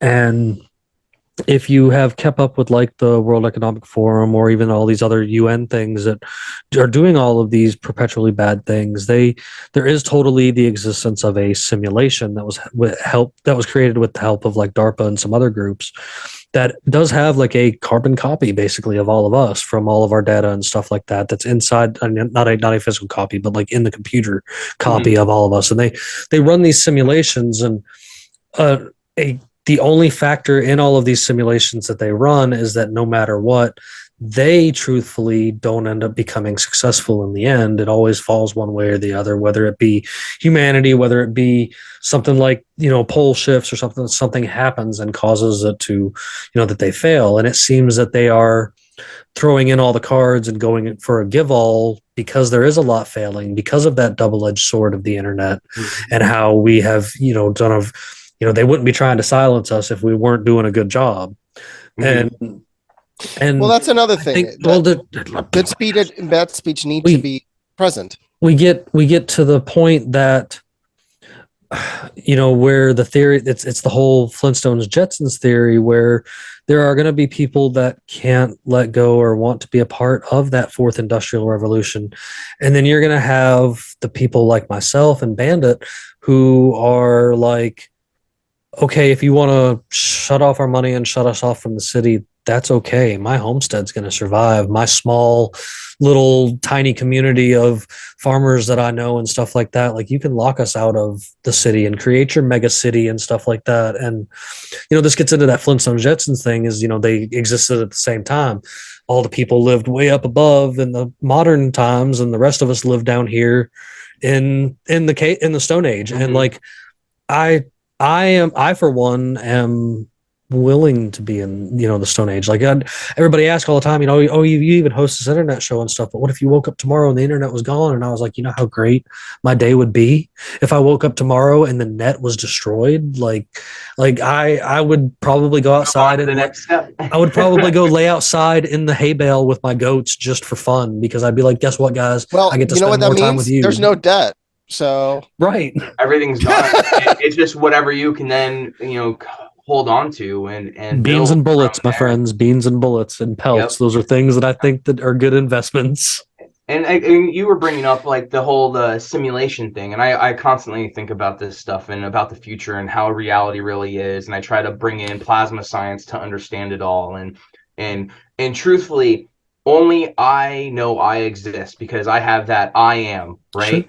Sure. But everything else, everything else is just electrical impulses that my brain is interpreting from the different senses. So really, we could be in a simulation, but my consciousness is really the only true thing that I know of. Everything else could be fake. And when I die, I could wake up in another body, another information, and I just don't know. But I could also, there's a lot of evidence to support that we're all connected through this energy, through this plasma, and that this stream of consciousness is what I view God is. And this stream of consciousness, this pure source that's actually generating all of reality and connects everything and connects all of us, that's where we all come from and why we all have these connections and why some people can be mediums and pick up things, or why I truly feel that there's some great cataclysmic event approaching. And I felt this since the late 90s. and that I've always been like, hey, something's coming, but I didn't know what. And it wasn't until I learned plasma science and I realized about this potential upheaval coming that it then clicked, going, this is what I've been feeling. And I can feel it building constantly. And has been driving me towards that. And I love philosophical debates on the potential of life, because even reality ourselves, because of how plasma is just fractal patterns and repeats and things like that, and you can scale out and scale in, that when you look at the universe as a whole from like a further distance, it almost looks like a cell. And so and I always joke about it, that someone like on DMT or something like that had an out-of-body experience and saw, why they say Earth is just like on like a turtle shell or something like that, that really, that if you zoomed far enough out, our observable universe is just some cell that's in a turtle shell. It looks like neurons. So, Yep. I mean, so I don't know if you saw the James Webb telescope, the report basically stating that the joke was the guy who, when he realized that, he literally spit out his coffee, that 13, the equivalent of the beginning of the universe, they found full mature galaxies, meaning it's further and further and further. The concept of our cosmological models is wrong in many, many, many ways. So throw the 13 something billion years ago, that theory is actually completely creationism. debunked. Yep. Yeah, well, you can call it creationism. Another version of creationism was wrong. Yeah, and that's what I got into, and why I love like the idea of plasma science, is that we don't know that when the beginning actually was. It could be trillions and trillions and trillions of years old, and we just are observable. We are only getting better and can see further out, but it's really, life is everywhere, and it's just pure energy. And again, if you zoom all the way out and you just kept zooming out, you see that, hey, we're in some galactic turtle shell. Or if you zoom all the way in, we are this cosmic being that has an infinite number of universes within ourselves. Did you do some research on me before you showed up over here? Because it's funny you keep bringing up the turtle thing, because it's a running joke that's going on here with me forever, because we have people that get onto the flat earth, round earth debate. Like I'm beyond that, and so to throw a curveball at everybody, I'm like, no, bro, we're inside of a giant turtle. I make that joke, honestly, I make that joke all the time since I learned about plasma science. And I just had this thought one day. I was like, you know what? That's probably what someone saw. They were on a lot of drugs and they did this, and that would be that cosmic irony. But I find it interesting because reality is more than just this zoom out, zoom in function. It's then you have different dimensions and possibilities and different universes, and that's where you get into different dimensions and things like that, because every choice that you didn't make was made in another timeline, and that branches off into another universe. And then even in that universe, you can scale up and down. So you have to look at everything. And then that's one thing why I like talking about this stuff, is then I get into, space and time. And a lot of people, they group them together, space and time. It's one thing, but it's not. It's two separate things, because time is just a series of events, and it's subjective, but it's subjective based on how you're viewing it. If you zoom way out and, a universe, starts and ends in a blink of an eye, because you've zoomed so far out, that timeline hasn't changed. It's just different on how you're viewing it and how you zoom in or out. So there's actually one universal time. And because all the atoms in the universe all move at the exact same time, everything moves in sequence, in order, and it might seem chaotic, but nothing actually changes it. So my theory, even like on time travel and stuff like that, it's possible, but you go to a different universe. Because my timeline, I never have gone back and talked to myself in my timeline, but I could go back in time and talk to myself, but that's a different universe. That's another choice where, hey, now I have changed that version of myself, going a different route, but I'm still me. So it's still objectively my view of it, and I just continue on with my time. But when you actually look at time, it's still all connected. It's all the same, universally. And so there is no, you can't have a black hole that, will turn someone old, and someone, because it advances time or it slows down time or things like that. That stuff doesn't happen. There's a crazier one that just came out recently that some people are proposing was, that we're actually inside of the rings of a black hole right now. Hmm. Well, It's just there's like, actually, let's break people's brains with all. I mean, there's 26 theories, yeah. like 26 that I found that are relatively relevant to what we think the universe And is. there's actually only two main like black hole theories, black hole universes, like theories that everything bases off of. And mathematically, none of them work. Because if you have an infinite point, there should only be one black hole in the entire universe because it's an infinite point. And eventually it goes. But they just keep adding, oh, there's a black hole here, there's a black hole here, there's a black hole here. But they're using gravity as the centric model to understand, and they're using assumptions that black holes are real. I used to believe they were real until I got into plasma science and looked at, started listening to people who were, mathematicians going, hey, this stuff doesn't work. Here's how the theories break down, and the math doesn't work out.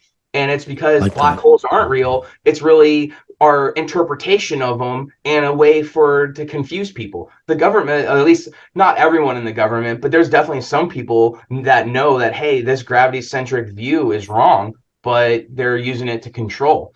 And so one theory I loved getting into was the idea that like neutrons when they break down, you get an electron, a proton, and a neutrino.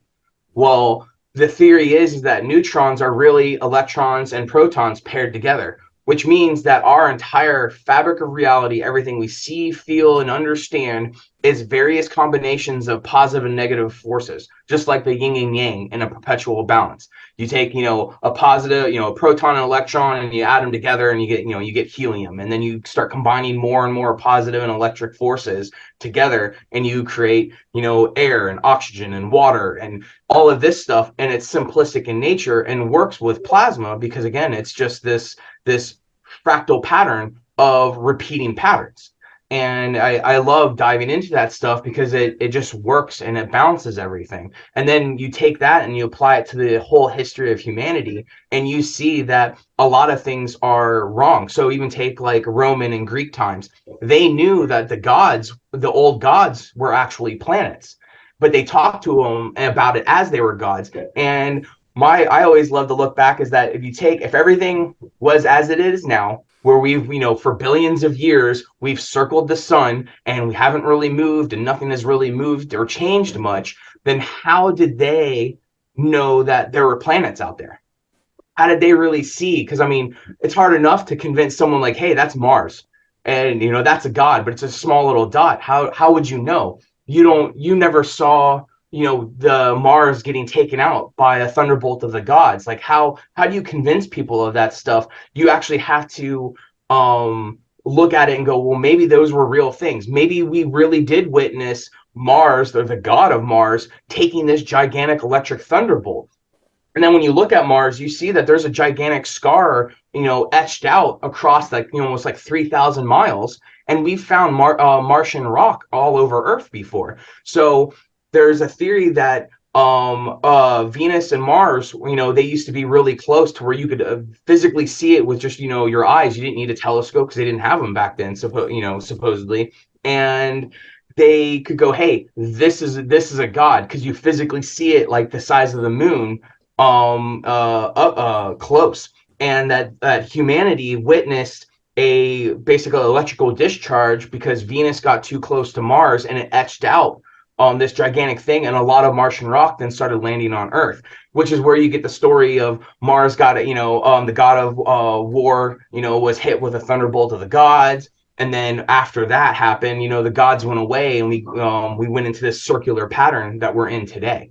But the theory is that we were all in alignment prior to that, and that you could see Jupiter, Saturn, things, all of that is in these stories, and we had to have witnessed those things visually. Mankind had to be able to look up and see it just like they see the moon, and all of that has gone away, which is also why I think astrology was a real thing and is a real thing, because the electrical influence and magnetism of like Jupiter being really close to where it took up like, a quarter of the sky, actually had an influence on us and how we were born and how we felt and things like that.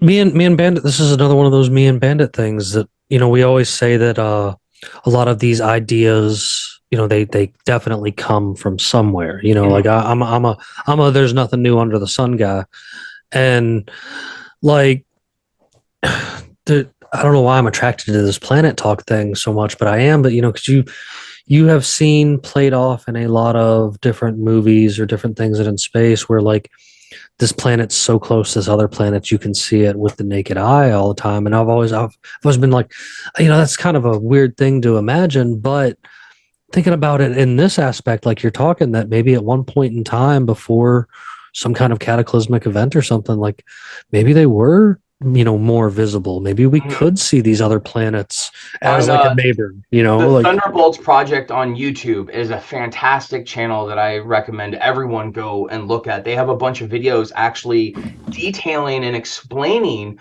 how all of this was possible, how the idea of the all-seeing eye came about, how that we're actually from that gas giant's birth planet when there's an electrical upheaval, which is why Jupiter has so many moons.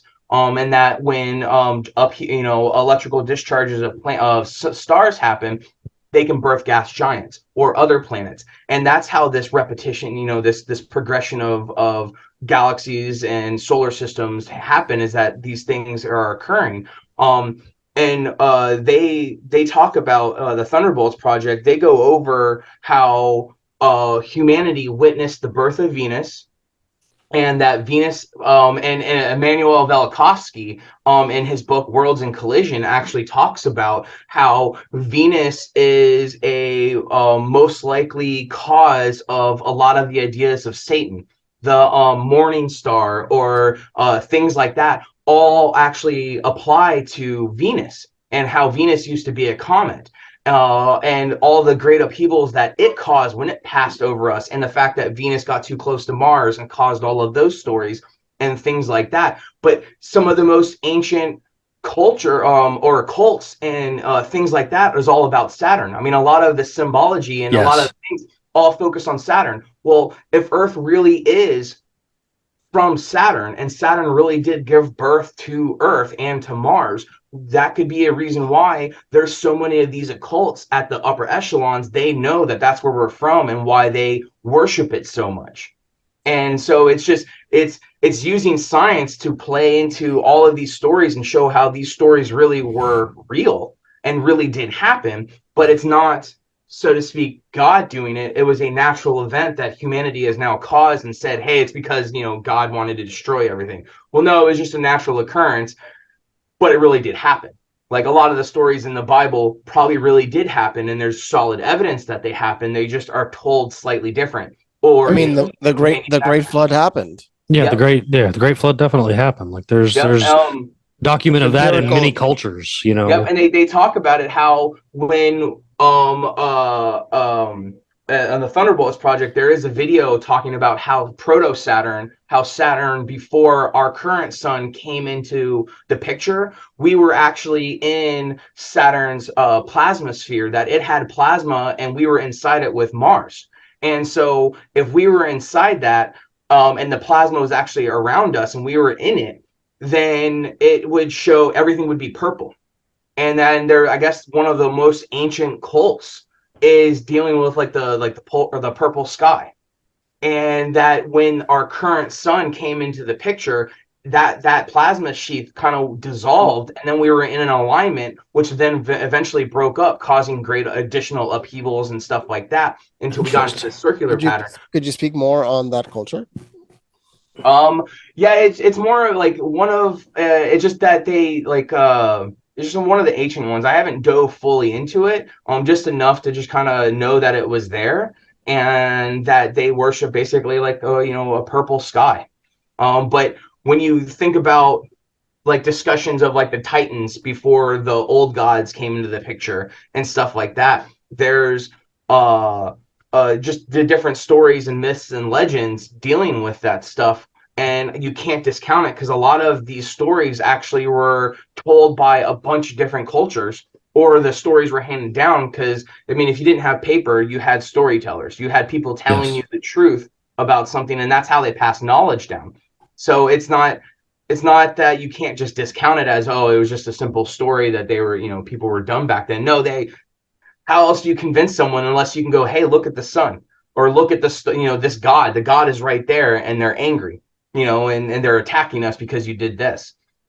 So it's interesting that once I got into plasma science, all of these things kind of started playing in together that, oh, well, that all makes sense. It all, gives credence to a lot of these stories that were told about old gods and things like that, and how it shaped humanity. And that we haven't just been in this circular pattern that we see today. Because a lot of people don't believe in astrology. Well, that's because it doesn't have its impact like it used to. In my book, I actually discuss some stories that show how the sun's solar activity at the time of your birth actually correlates to how long you live. That if the sun is is not active, you actually will live longer than if it's very active. So if the sun is very active and you have a bunch of sunspots when you're born, your life will actually be shorter than someone who had no sunspots when they were born. Interesting. And so I have a couple of those studies in there showing like, hey, they found these correlations for it by studying the populations versus sun activity when you were born and stuff like that. And it just plays into the idea that, hey, the sun is plasma, so we should be looking at this plasma because we're all connected. We're energy. There's some more truth to this, and I'm actually glad you sent me this, Luis. Like with some of this stuff about like the sky changing and the planet alignments and stuff changing. There was an ancient civilization before the Greeks, before the modern, even the ancient Greeks, and that's what it was called. They were called the. Let me look up the actual name of this group. I just had it, but that's more information on it. But they're not the only ones mentioning a time before the moon. Yeah, they were called the Pelagians. Pelagians is right here. I see it on the screen. Pelagians. It's Greek, so we're gonna.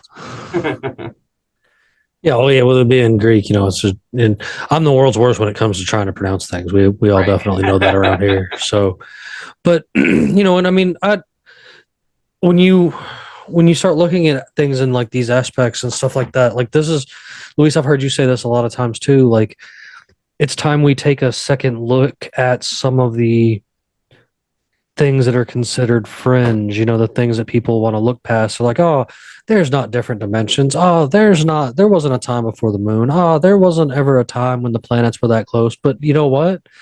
Was there? We have to simply say to any of these stories, all right, let's debunk it. Oh, it just isn't true. No. Let's debunk it by understanding what created that potential fallacy. We can't go always on the context that everything that was written in the past was parable and fantasy and so on. Like dragons. The objective. I'm convinced dragons were here.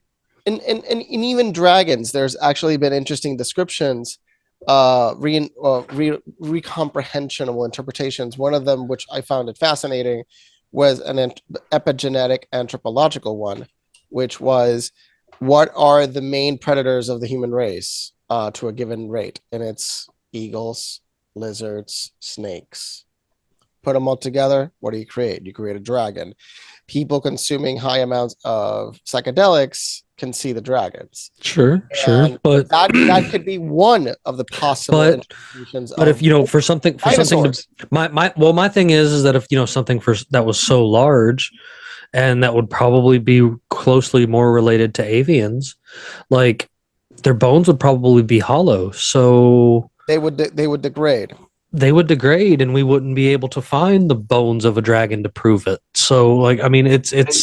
We don't find most of the fossils either. No, they're clear. But they're even plaster. in looking at plasma science and seeing how because they determine the age of Earth based on carbon dating and stuff like that. What they don't take into account is the different electrical potential of when those atoms and those things happened.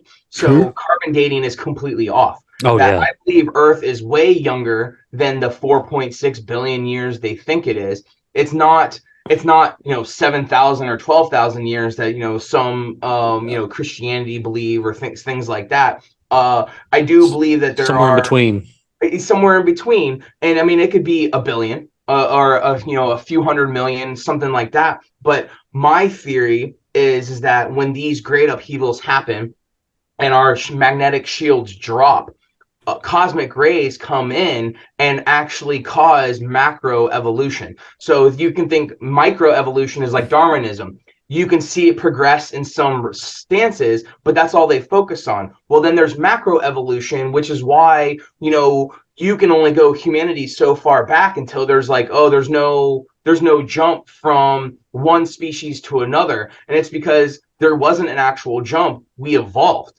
That during one of these upheavals, this radiation and stuff came in and caused us to physically evolve in a generation or two, which is why we don't see this slow progression into this next stage, and there's a evolutionary jump. Yeah. And I believe that that's what we're about to witness and we're about to actually go through is this next evolutionary jump. And I believe some of these people know it, and they're trying to get us more in line with synthetics, kind of being able to make us evolve to where we can work with synthetic technology easier. And and then there's another aspect is that every time these happen, we expand our consciousness even more and get into the next stage, because I truly like the ultimate goal is you're not just going to be this physical being, but eventually be a pure being of energy moving on to the next step to be able to do more and experience more. But I think that because there was twin astronauts, one of them went into space, one of them stayed on the ground, and after 6 months or a year of being in space, their DNA were 10% different. That they looked at them and they weren't actually twins anymore. So, and it just shows that through these great upheavals, like dinosaurs, they're like, hey, no way dinosaurs should have been able to survive in our current gravity. It's just they were too big, too strong. The argument wasn't gravity, it was oxygen content. Oxygen. But the oxygen back then was much higher. Mm-hmm. So I've seen it was the gravity as well, that they were just too big that they wouldn't have been able to actually handle the past. Yes, physical in the past strain. They were doing that argument, and then they realized no, the oxygen content was extremely higher. That's how you had insects that now are this big, were this big. Mm-hmm. It was because of the oxygen. But it's also and like I said, the Thunderbolts project, they have a bunch of videos that actually talk about the gravity aspect of that, and that back then the planet could have been 1/3 the size or 1/3 the gravity.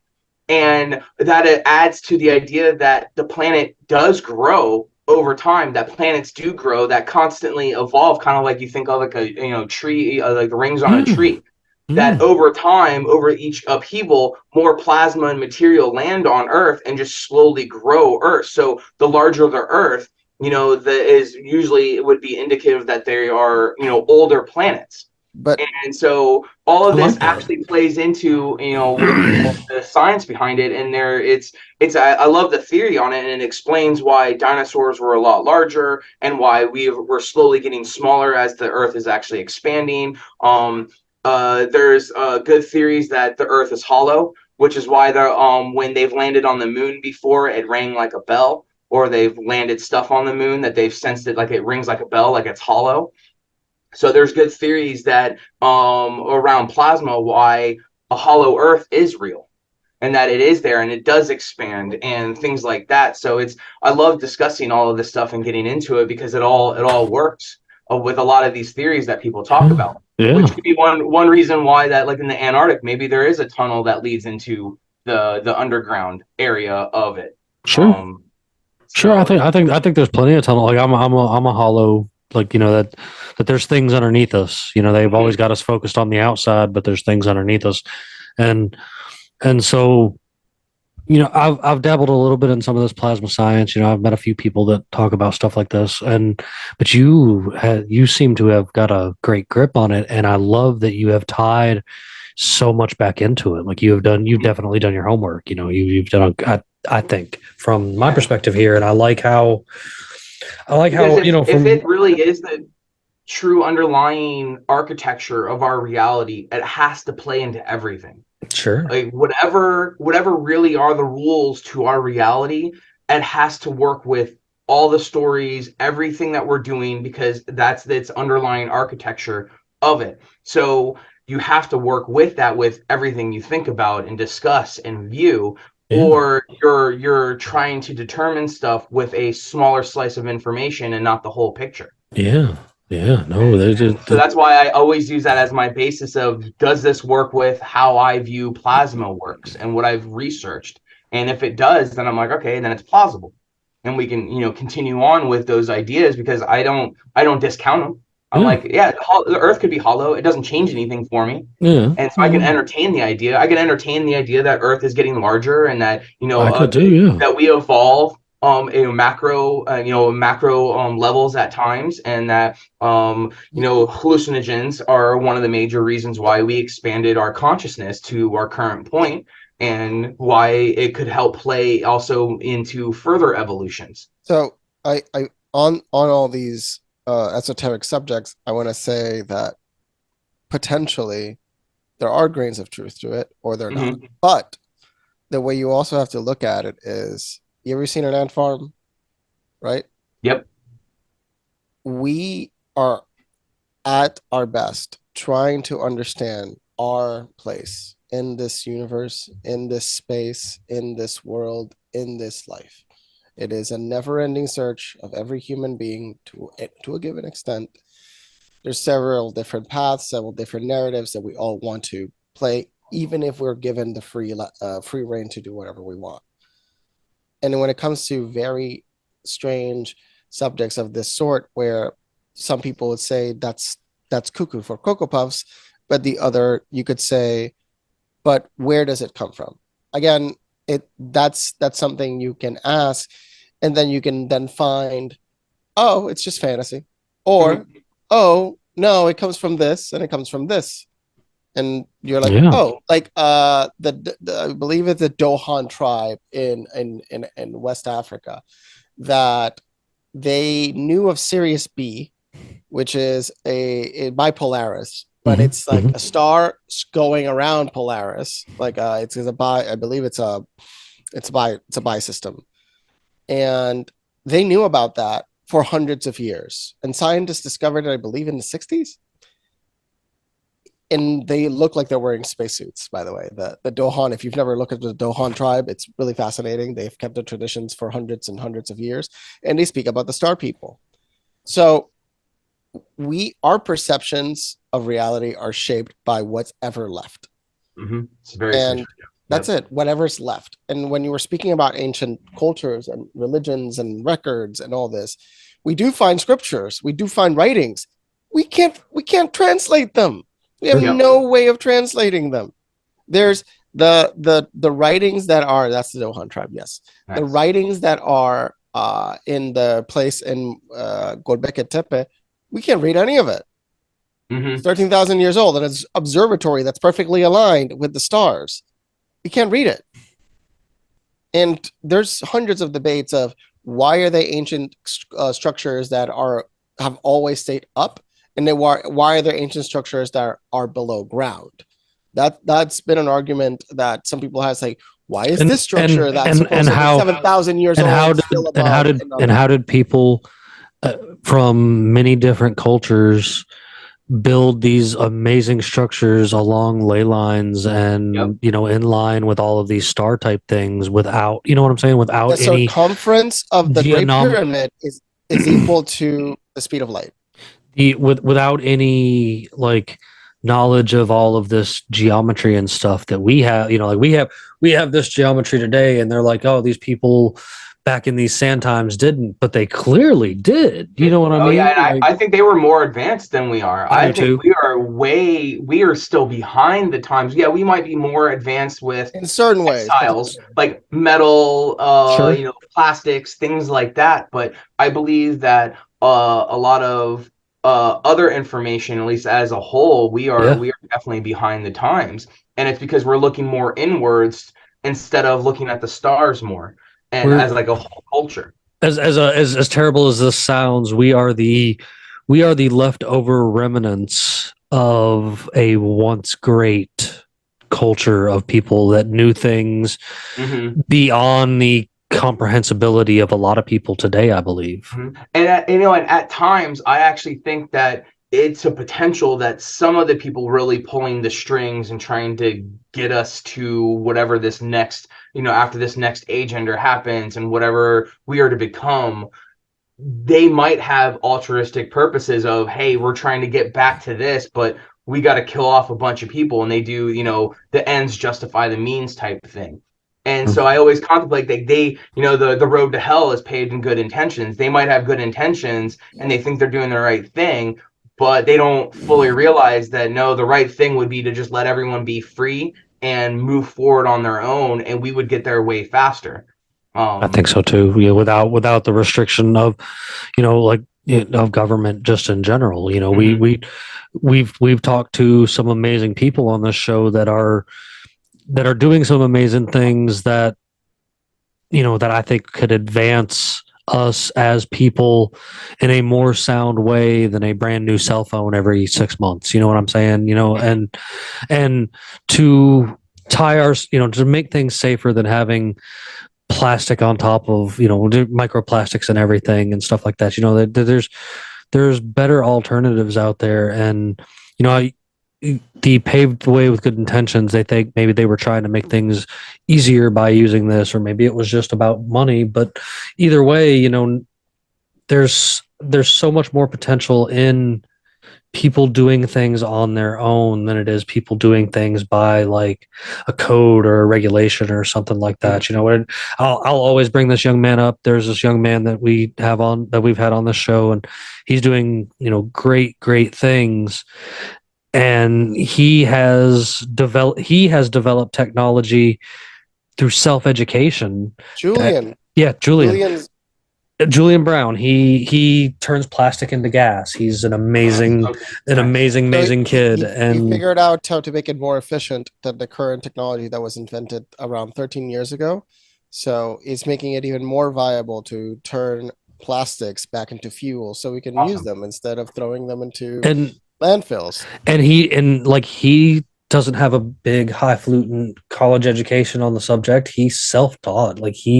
Trial and error, and researched every piece of document that was on the subject and stuff like that, and was like, well, what if I change this up, or what if I do this? He's made a few versions of the thing. Yeah. A true scientist, and he's a pleasure to talk to, and he's such an intelligent man. And when I talk to people like him, he's the kind of guy that he's much younger than me, but he gives me hope for tomorrow, because he's somebody working on something that is a better solution than a lot of the stuff that we've got going on, or a lot of the things that they're like, let's throw money at this because we'll make it go away if you get rid of the cows and race cars and, this stuff, instead of like, let's find a solution. Let's find a true answer to the problem. Yeah, and like you were just speaking, like you have hope for the future. From all of my research, I really believe the idea of life, freedom, and property is written into the fabric of reality. And I mean, because you can see it in animals, you can see it in other species, things like that. And I mean, and even I discussed it in my book. It's even the blurb on the back of it where I talk about how Plato, thousands of years ago, acknowledge that government always becomes tyrannical, because after democracy comes tyranny. It's a life cycle. It's not something that's static. A lot of people say, oh no, we're a constitutional republic. Well, we might have started out as one, but we are definitely not one now. And that's because government has a life cycle, and after tyranny comes revolution. So even back thousands of years ago, Plato had enough evidence to see that this pattern existed and called it out. And so that's there's that's progression. There's always going to be freedom, because again, the idea of freedom and these things are written into fabric reality, and people can read it every now and then. They'll see it, and so it'll always be there. You can never stomp it out. So there's always hope. And I go back to like the philosophical idea of where really are we? Simulation or things like that. May we be blessed to live in interesting times. If you were some immortal being, a pure energy of consciousness, and you were experiencing life over and over and over again, how often would you want some boring life that you're just fishing or you're just doing something? Some people might like that a bunch, but I personally love movies that are action packed and there's a lot of turmoil and things like that, because it's I find it more entertaining. I find it more interesting. So I look at it as, what are the odds that we are in a spot that we're entering a global version of tyranny? All the governments of the world are entering this new age of tyranny at the exact same time.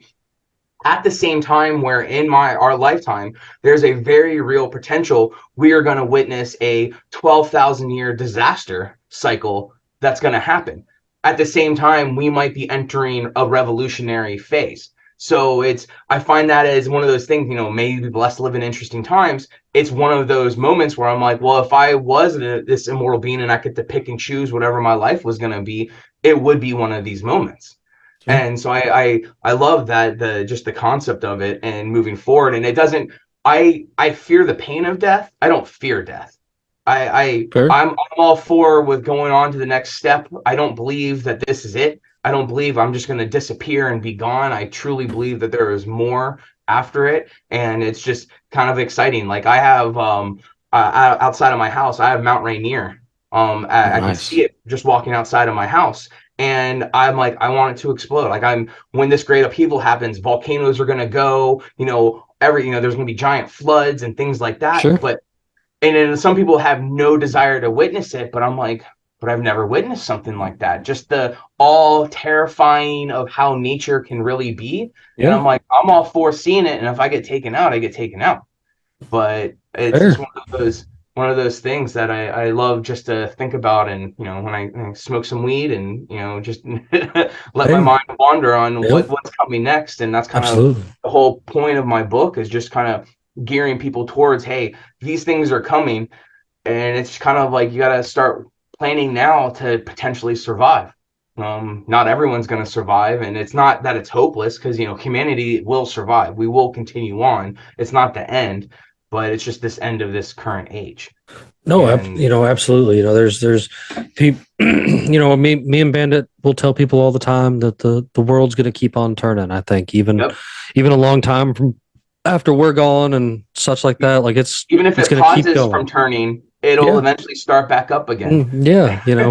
And I've got a wild point that I've made to a few guests or whatever, like if there was anything tangible that you could reach out and truly call God, it would be planet Earth herself.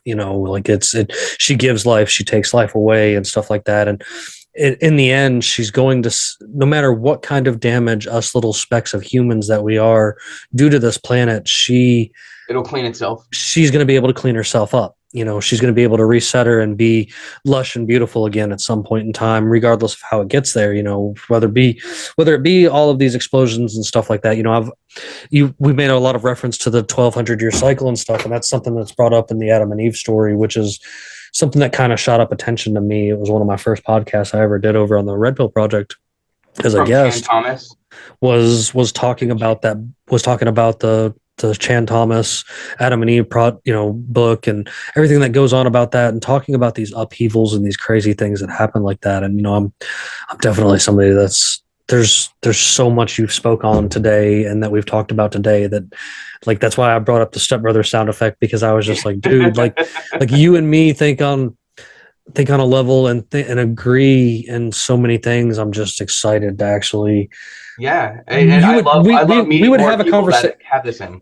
We would have a conversation. There's many aspects of this conversation, and that I think that even if we were sitting outside of this conversation, I think that we would click very well on, because we have come to a lot of the same. Me and you have come to a lot of the same conclusions, not knowing each other, ever in life before this, before this true conversation or whatever. But like the rabbit holes we went down totally led us to some of the same exact thoughts and ideas and just conclusions and stuff like that. And to me, I'm excited, because I'm just like, this is somebody else I think that has found a lot of the same things I have. And I never claimed to know it all. It is. And, I never claimed to know it all, or I don't even really claim to know anything. I'll be the first person to tell you real quick, I'm one of the dumbest guys in the world, because there's just so much I don't know. You know what I'm saying? You know, because the more you know, the more you But see that you don't but know. you're intelligent because you know you don't know.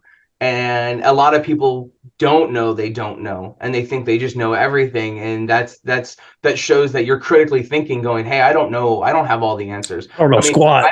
I make tons of predictions, and I'm not correct with everything, but I am way more correct than the general population. Sure. I am way more correct than the experts they say, because they're like, Oh, man, we have no idea how inflation is so bad. And we're like, for years, you're like, you keep printing new money. Why do you think it's going to happen? When all the COVID stuff was like first starting to roll in and being, trying to panic people on TV and stuff like that, I had kind of got away from appliances, and I was doing mechanical work for Nissan, the auto industry and stuff. And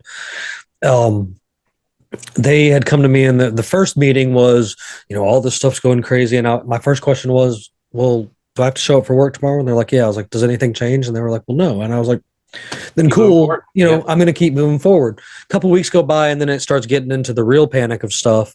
And it was, you have to go take this medical test that you don't want to take and bring us back a clean bill of health before you can come back to work. And it was, well, bye. Like, you can find me on the side of the road selling my peanuts in the afternoon instead of doing this. Cause I'm not playing these games. Like, this is literally, psyop. And I was trying to explain to people that this is what this is what's going to happen. And people are going to fall for it. But like, eventually it's going to be just brushed under the rug, and people are going to be like, oh, we're sorry, we didn't mean all of that and everything. Yeah. And look at what we have today. It's like, where did COVID go? Everybody's just kind of been on are we taking a break? Is it awful. Just hidden? Yeah. Because even the forcing of like vaccinations, like how many people ridiculous got vaccinated purely because they didn't want to lose their job. Yep. Even my dad tried to pressure me into getting vaccinated because my work was like, you got to get vaccinated. And I was like, nope. And he was like, is it really worth losing your job? And I was like, absolutely. Yeah. I will take termination in a heartbeat over being forced. Yep. And I took that, but I found another job, and it's just kind of one of those things that I'm like, there's no way I will get vaccinated with a gene therapy. That was like, common cold. Like a lot with me too. I got lucky and found an old school company with just literally a handful of employees, and the old man that runs the place is a horse farmer. And you think he wants anything to do with all this? No, he was like, nope, this is a joke. And me and him make past jokes back and forth at each other quite frequently that we have these amazing immune systems because we spend most of our days touching farm animals and walking through chicken shit and stuff like that on a regular basis. Yep. Doing farm type stuff. And you'd be surprised at what the wonders that kind of stuff does for your immune system. Like it.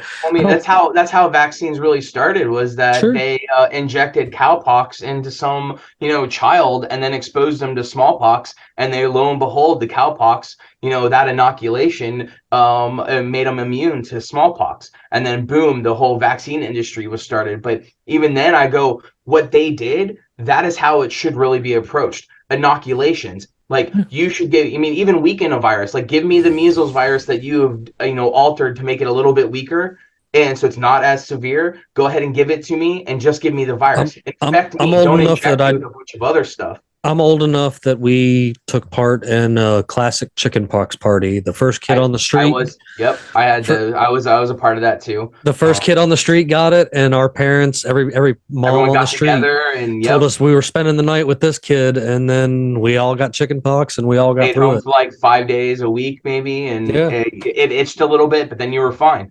There's even been studies now showing that how measles is actually vitally important for actually finishing the growth and evolution of like your liver, and that your liver is not working at its full potential until you got the measles virus at a young age. Interesting. And then it actually gets to that point. And so really how we should be doing things is that, hey, you go to the hospital, we infect the child with a measles virus, and then once we confirm that they have it, and that they are infected and that your immune system is starting to spin up, you give them extremely high doses of like vitamin C and vitamin A, which then severely undercut the severity of it. And now they are immune lifetime, and all the actual benefits from it you get.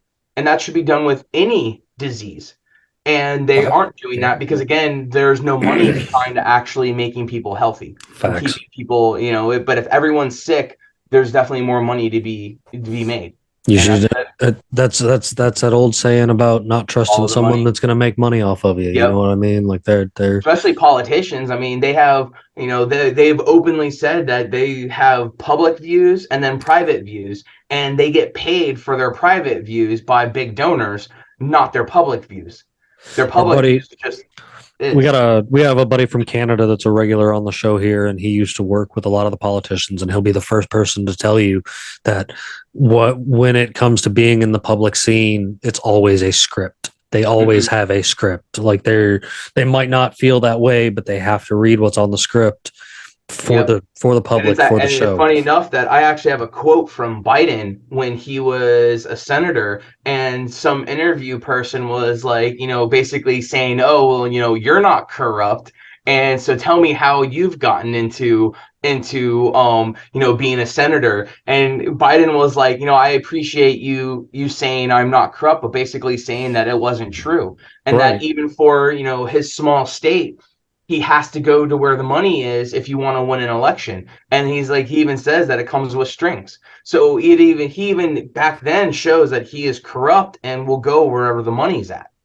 And I mean, it's just, and that's all politicians. True.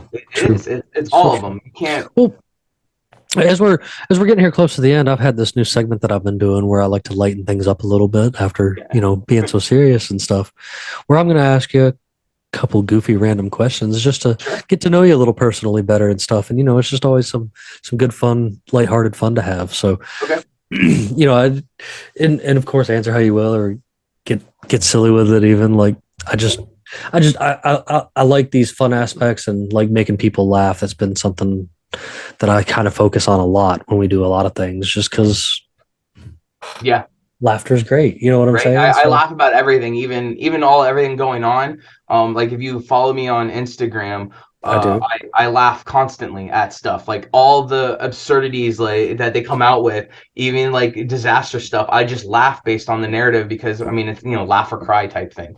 Cool. And I prefer to just laugh about everything, and I don't care what it is.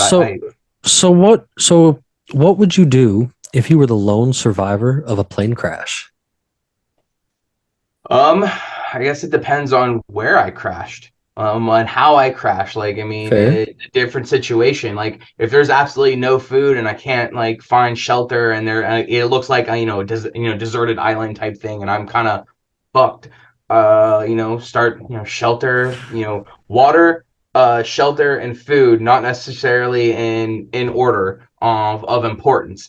Getting those, but I mean, I've always thought like, if there's a bunch of people around, start human jerky, like if you need to. I mean, you need whatever to survive. Like, what level of how willing are you to willing to survive to do? Because if there's absolutely no food, no animals, no nothing, you got what, 20 days maybe of starving until you're done and have no energy. So you have to start thinking about those things right away. Sure. And so I mean, it's again like shelter and water are probably two major ones. Food can go a little bit longer, but the second you don't have food, you have less and less energy, and then you can't do things. So it's kind of like, well, take your pick. But I mean, some people can do it and survive a long time and be out on their own for a while. So it really just depends on the situation. All right. So another one I got for you then is there, what scene from a non-horror movie scared you as a child? Non-horror movie. Yeah. I'm not really sure on that. I've always just been more fascinated by stuff. I've always liked the disaster movies. Yeah, like I said, the entertainment. I've been really big into just action and disaster and things like that. So, but I don't think anything actually like horrifying for me though. Fair. Yeah. No, like I said, man, I found this awesome AI online that I'll totally share with this episode for people. It's a random question maker, and Oh, okay. you give it an idea of like if you want it to be creative or funny or anything like that, and you hit the produce button, and it And just gives you a bunch of stuff. like Nice. my AI stuff is getting crazy. it is, isn't it? It's Like cool. Like like I my started last. using. Oop, Sorry, go go ahead. ahead. No. Go I was ahead. gonna say that I started using the Open AI one of that he co-founded. I actually started using it for developing like my website, thejournalisticrevolution.com. There's a quote feature on it that pulls up quotes every time you load the page, and it gives you a whole new quote. Well, I had it on my last one, and it was a feature that I had downloaded and I was just using. But when I rebuilt the website, I was having trouble finding anything that worked with PHP 8. And I couldn't. So I ended up going to OpenAI and I was like, hey, this is what I want it to do in PHP 8. And here's all my parameters. And it gave me this functionality. And with a small little tweaks, I was able to get it working, no problem. And it actually has been a lot of help because I've run into other technological issues with securing the website and the servers and things like that. And I've now been just going to the OpenAI going, hey, here's my issue, here's my problem, here's all my parameters. What do I need to do to get this outcome? And it at least gives me the guidance to go down the right path and to figure it out. And it's been amazing. But I mean, this stuff is a double-edged sword, and I talk about it in my final chapter how it's going to be used to control us. But it doesn't mean that it's not beneficial for us. And how it's being used. Like here recently, Luis has had. I've been doing it a little bit too, but he pointed out that the Bing AI, it's so much funner to use it to do internet searches. They did censor it, and we were doing some tests yesterday. And yeah, how it was going to tell me an answer, and then it stopped. It's going to tell me an answer, and then it stopped. We were tell me an answer, it stopped. We were using it to search a couple episodes ago. We were using it to do the web search a couple episodes ago, and it was giving us better search results than just the search results. Period. And it was because it was a very strange question. Like it's research. So if you're doing research, I can tell you at least Bing will give you at least guiding light to keep searching. Mm-hmm. This is the thing; it has a limit, but it's a reference point. A reference is better than nothing. So absolutely. So my final question for you in my little random question segment that I've started is, what are 2 things you would do if you woke up and found yourself completely invisible? That would suck. I mean, because you have to watch for everything. Just people bumping into you, getting hit by cars. Like it would be awful if you can't go back. You can't be seen. That would truly suck. But I mean, I guess I would. I don't know. I'd be like, all right, I think my life's over. Let's just go down this route and start, go find some politicians, take out some politicians or something. Because I mean, you're just this empty, voided space. But even in crowds, you couldn't really do crowds, or people would see you pretty quick, or not see you, but like know that you're there. And so it would be difficult. That'd be a rough life. Not being able to see yourself, not know how you're progressing. Fair. No. Like I said, man, I found that some of these like weird, funny questions. It's almost like one of those like personal. I got one for you. If you had to pick a wish or superpower, what would you have? Oh, my superpower? Yeah. I want to be able to climb walls. Okay. Spider-Man style. Okay. See, mine, what about you, Luis? I think I've always thought of like instantaneous healing, similar to Wolverine. Okay. Anything can happen to me. Mine would be, I want to be able to answer any question I asked myself and understood the information that I got from it. So like the answer to life, like I would want that. Or how do I become immortal? How can I create myself to where I have Wolverine type of healing? But how can I fly? A tricky part to that, because then it's the Mr. Manhattan problem. Then it would make you so different to the rest of the human race. Oh yeah, absolutely. it would make you sad very quickly. Yeah, well, I would go to that part of, right? I would go to that part of, well, I'm going to go ahead and live forever and then start trying to figure out how to travel the universe and be almost like a god type of character Rick in a Sanchez? storyline. Huh? You're going to be a Rick Sanchez. Yeah, kind of something like that. But if I had, that would be my power, because really, if I could ask any question, then I could be like, how do I get Wolverine type of healing? There we go. Typically, how do I create something like that? How do I fly like Superman? Like those type of things, or like an invincible on of Virtual-Might, or I think that's what they're called, where the older they get, the stronger and more powerful they get. Like, how do I make myself want something like that? Yeah, so that would be my question. Is any question I asked, I don't want to know everything, but I want to be able to know the answer to any question. Like, hey, is this person lying to me? Bam, I already know that they're absolutely lying to me. Who's the real people pulling the strings on Earth?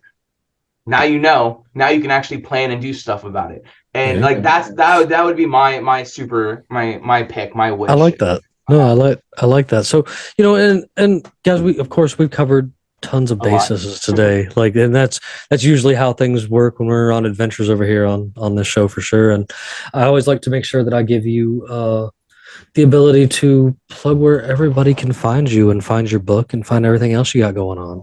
Thank you. Yes. So Jeffrey Hann, I recently came out with my book, COVID-19, Short Path to You'll Own Nothing and You'll Be Happy. Welcome to the New Age of Tyranny. It's available through my website. I ship them out directly. You can get it through Amazon. It's on the Kindle. You can get it through Barnes and Noble. I mean, even going to Walmart.com and searching my name or the book, it'll come up. So nice. Books available out there. I pretty much go through the full gambit of, why we shouldn't trust government, all the, stuff about COVID, and then, the Great Reset, where we're kind of heading towards in life, and, what should we expect in the future? And that's pretty much the whole book and gist of the book, is to really get people thinking and understanding where we are and the dangers that we face over the next 2 decades. Because it's going to come at us fast. So, and the more information you have, the better you can survive it, because it's definitely going to be some massive changes coming. I think so. I love that. And this giant thing, I thought I ordered a 2.5 foot by 4 foot, and I guess the screen had reset. So this is 4 feet by 6 feet. It's freaking huge. Oh my! It was a mistake. So, but I mean, I got it up.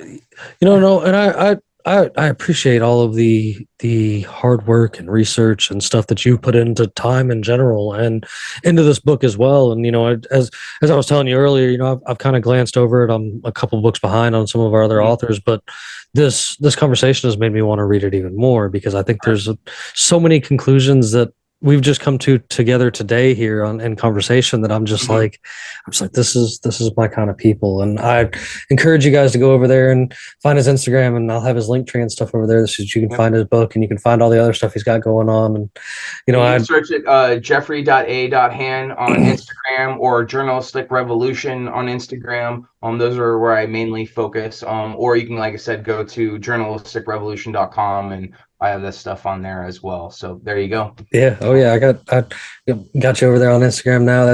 I drifted over there after my 20-something accounts on Facebook. I'm still on Facebook, but I drifted over there after getting banned so many times from over there and stuff. And it's just, it is what it is. I've learned that telling the truth definitely gets you painted as the enemy, or, censored and whatnot. And to me, it's a badge of honor, and it totally is what led to my website and this show and stuff like that. Is I was tired of the censorship and figured, hey, you can't shut me up too much if I've got my own website. You know what I mean? Yep. Like it makes it more of an even playing field a lot of times in some of these cases. And we have all kinds of fun over here. And I've had an absolute blast with you, and do hope to have you grace us again with another time, man. Anytime. I love talking about this stuff.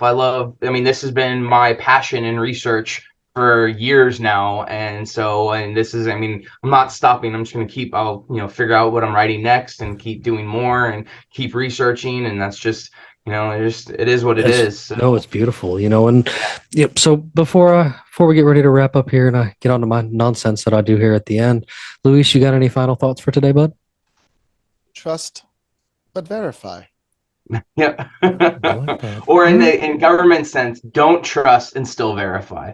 I like it. They might tell you the truth, but there's always a underlying reason of why they're telling you the truth. So as you guys know, anything we've talked about today that I've got links to and stuff like that, I will have up with this episode because that's how we roll over here.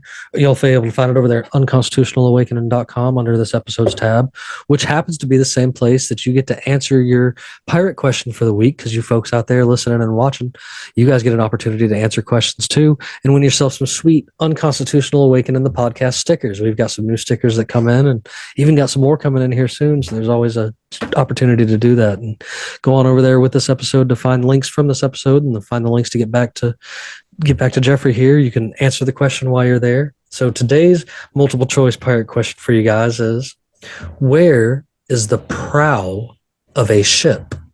Is it A, top of the mast, B, at the front, or C, at the back? And you guys can answer that over there at unconstitutionalawakening.com.